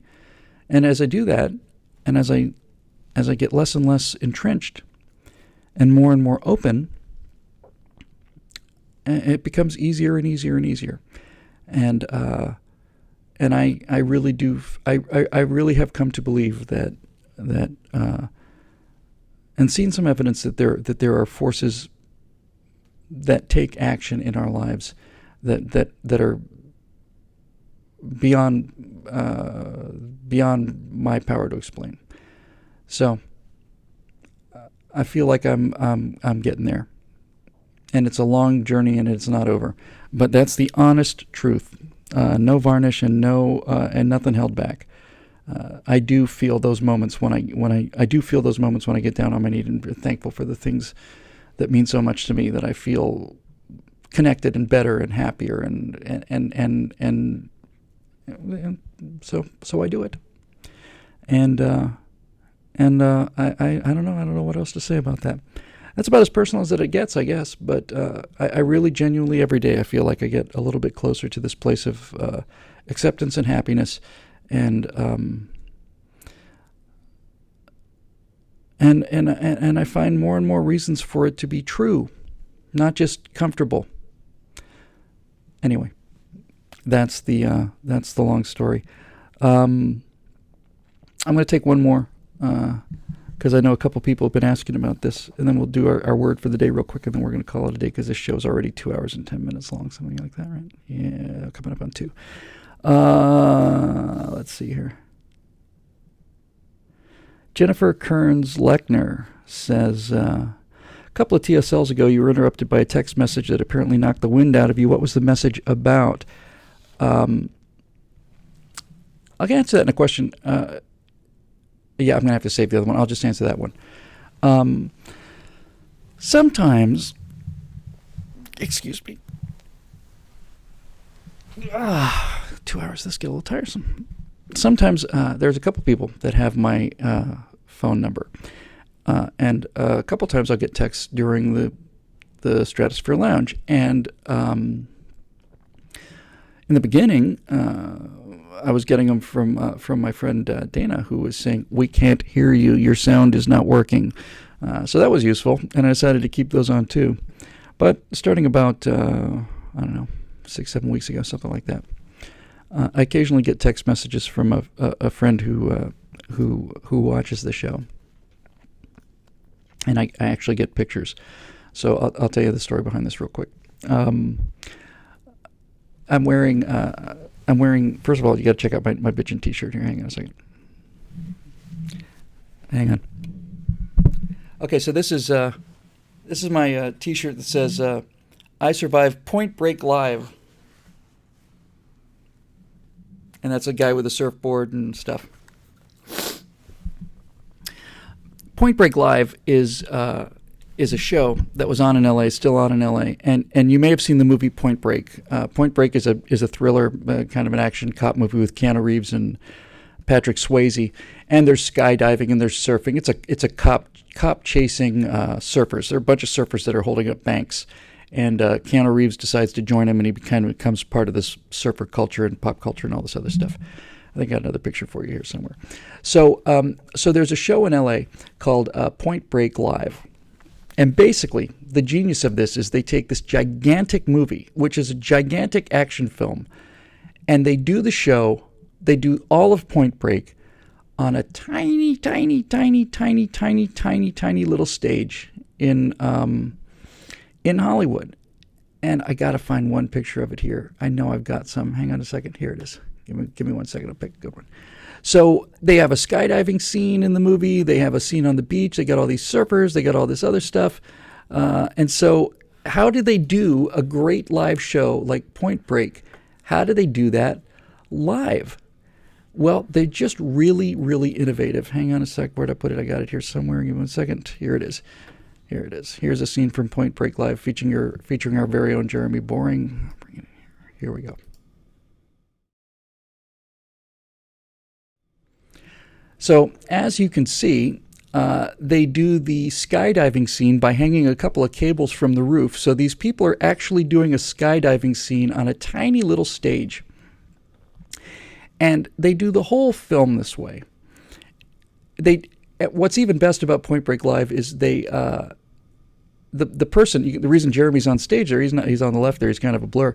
The reason they do the show live is because the first thing they do at the beginning of the show is they pick a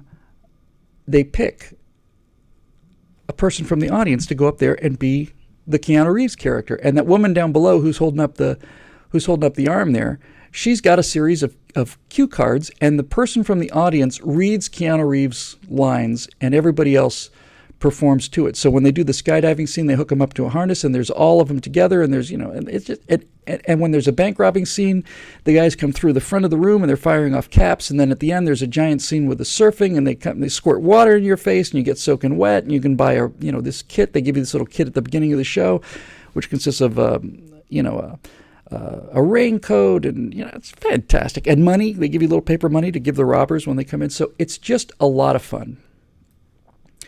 So the reason I bring up Point Break Live and wore the T-shirt today is to tell you about these little texts that I get every now and then. When I was when I got out of college,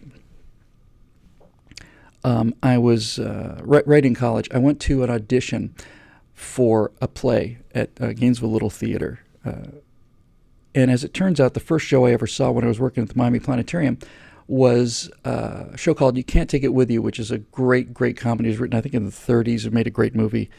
And it's a family comedy, kind of a farce, but it's hilarious. And And so I've only been in a couple of stage plays, but that was one of them. And I went with this girl I was seeing briefly, and she asked me to go for moral support. I was probably 21, 22, somewhere in that ballpark. And so she went to audition for You Can't Take It With You, and I wasn't an actor. I was a writer and trying to make movies, so I went with her to kind of hold her hand and give her some moral support. So we get to the theater. They're having the audition, and there's like 60 women in there and 2 guys. And so they said, "Is there anybody here who could just come up and read these parts for the girls who are auditioning?" I said, "Yeah, I'll come up, whatever." So I go up there and I've got the script, and I'm reading the male roles, just to do it. So a couple days go by, and she doesn't get the part, but I do, and that was the end of that relationship. And so I played the lead in a show called You Can't Take It With You. I played the young male lead, who's the guy. You Can't Take It With You is a story about this wacky family, just crazy family, nutty family, and one's a ballerina, and they make fireworks, and one of them, it's just this wild family, and the daughter, who's kind of like the like the Marilyn Munster one, the only sane one in the family, is bringing her potential boyfriend in, who's the guy who owns the company that she works for. His father owns the company. His name was Tony Kirby. And the whole first act is to set up how awesome Tony Kirby is. So I come in, and I'm playing Tony Kirby, which is great.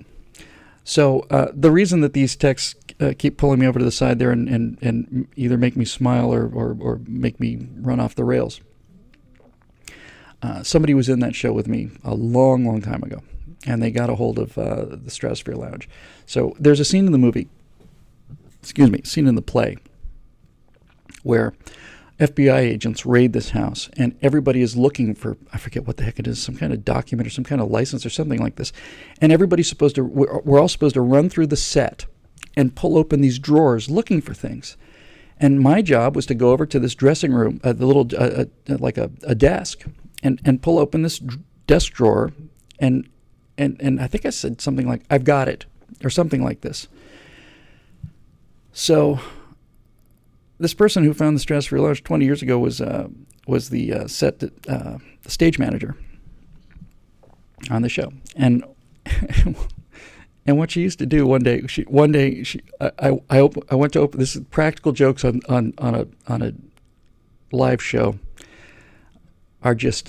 they're just the most fun thing in the world, because if you have a practical joke on a live show and you can't laugh and you're on stage with other people, it's unbearable. It's so excruciating, because you want to laugh. It's 10,000 people. Who am I kidding? A couple hundred people looking at you, and you can't laugh. You're not allowed to. So it's irresistible. So one time I was doing this show early, and I pull open this drawer, and I grab this document, and I go, "I've got it."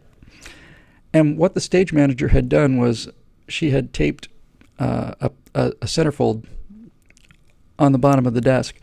So as I pull this thing up, I've got this thing in my hand. I look down there, and there's this Playboy centerfold. And I go, "I've got it," and just just go off the rails. I just don't know how to process it. It was just like, what am I supposed, and I'm trying not to laugh, and other people, kind of looking over, and they see it, and they're trying not to laugh. And so for a while there, I'd get something different every night. Somebody would sit on a, somebody would sit on a photocopy machine. I'd get a photostat of somebody's butt, or I'd get mostly girly pictures, just designed just to knock me off the rails. So it's an old friend of mine, and what they do is they occasionally send me texts to keep up with the old days of when they knocked me off the rails. And by the way, speaking of which, I do have one more picture to show you.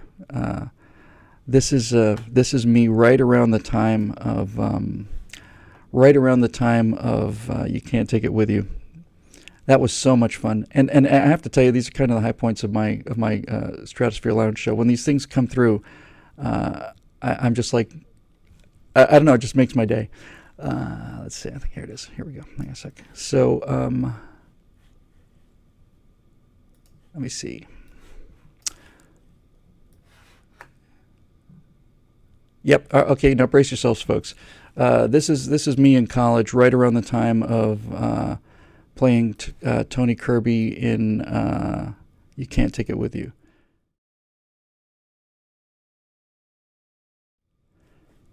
Wow. You'll notice, of course, the Mr. Spock ears, which are what add that extra hit of sex appeal. You know, the that's just the extra sort of thing that puts the women over the top when it comes to just sheer out of control desire. I was just such a dork. I do look like an elf there, I have to admit. Had a very elfin look at the time. But yeah, that was me right around that time. It must have been taking right around a year of that. So anyway, God, I must have weighed 130 pounds, I guess, maybe a little less, something like that. So that's that. We normally do a word, but I'm not going to do that today because we're just out of time. We're just out of time. So I'm going to save that word for next time. We do a word of the day kind of thing that's worked really well. But I just don't think we got the juice for it. And we're already 2 hours and 10 minutes long. So anyway, that I think will probably do it for today. That's the Stratosphere Lounge for our special Saturday personal questions only thing. The Saturday show was kind of fun. I don't think we'll be doing them again, at least not in the near future. It was a fun experiment, but I think we didn't get as many questions as we usually get, and I think the Wednesday nights are probably the way to go. So I think we'll be back on Wednesday with a regular show, and we'll save this word that we got for this week for the Wednesday show, and we'll kind of get back on the rails here. Anyway, as always, been fun chatting with you guys. We'll see you Wednesday. This is Bill Whittle, Stratosphere Lounge. Have a good weekend. Take care now. Bye-bye.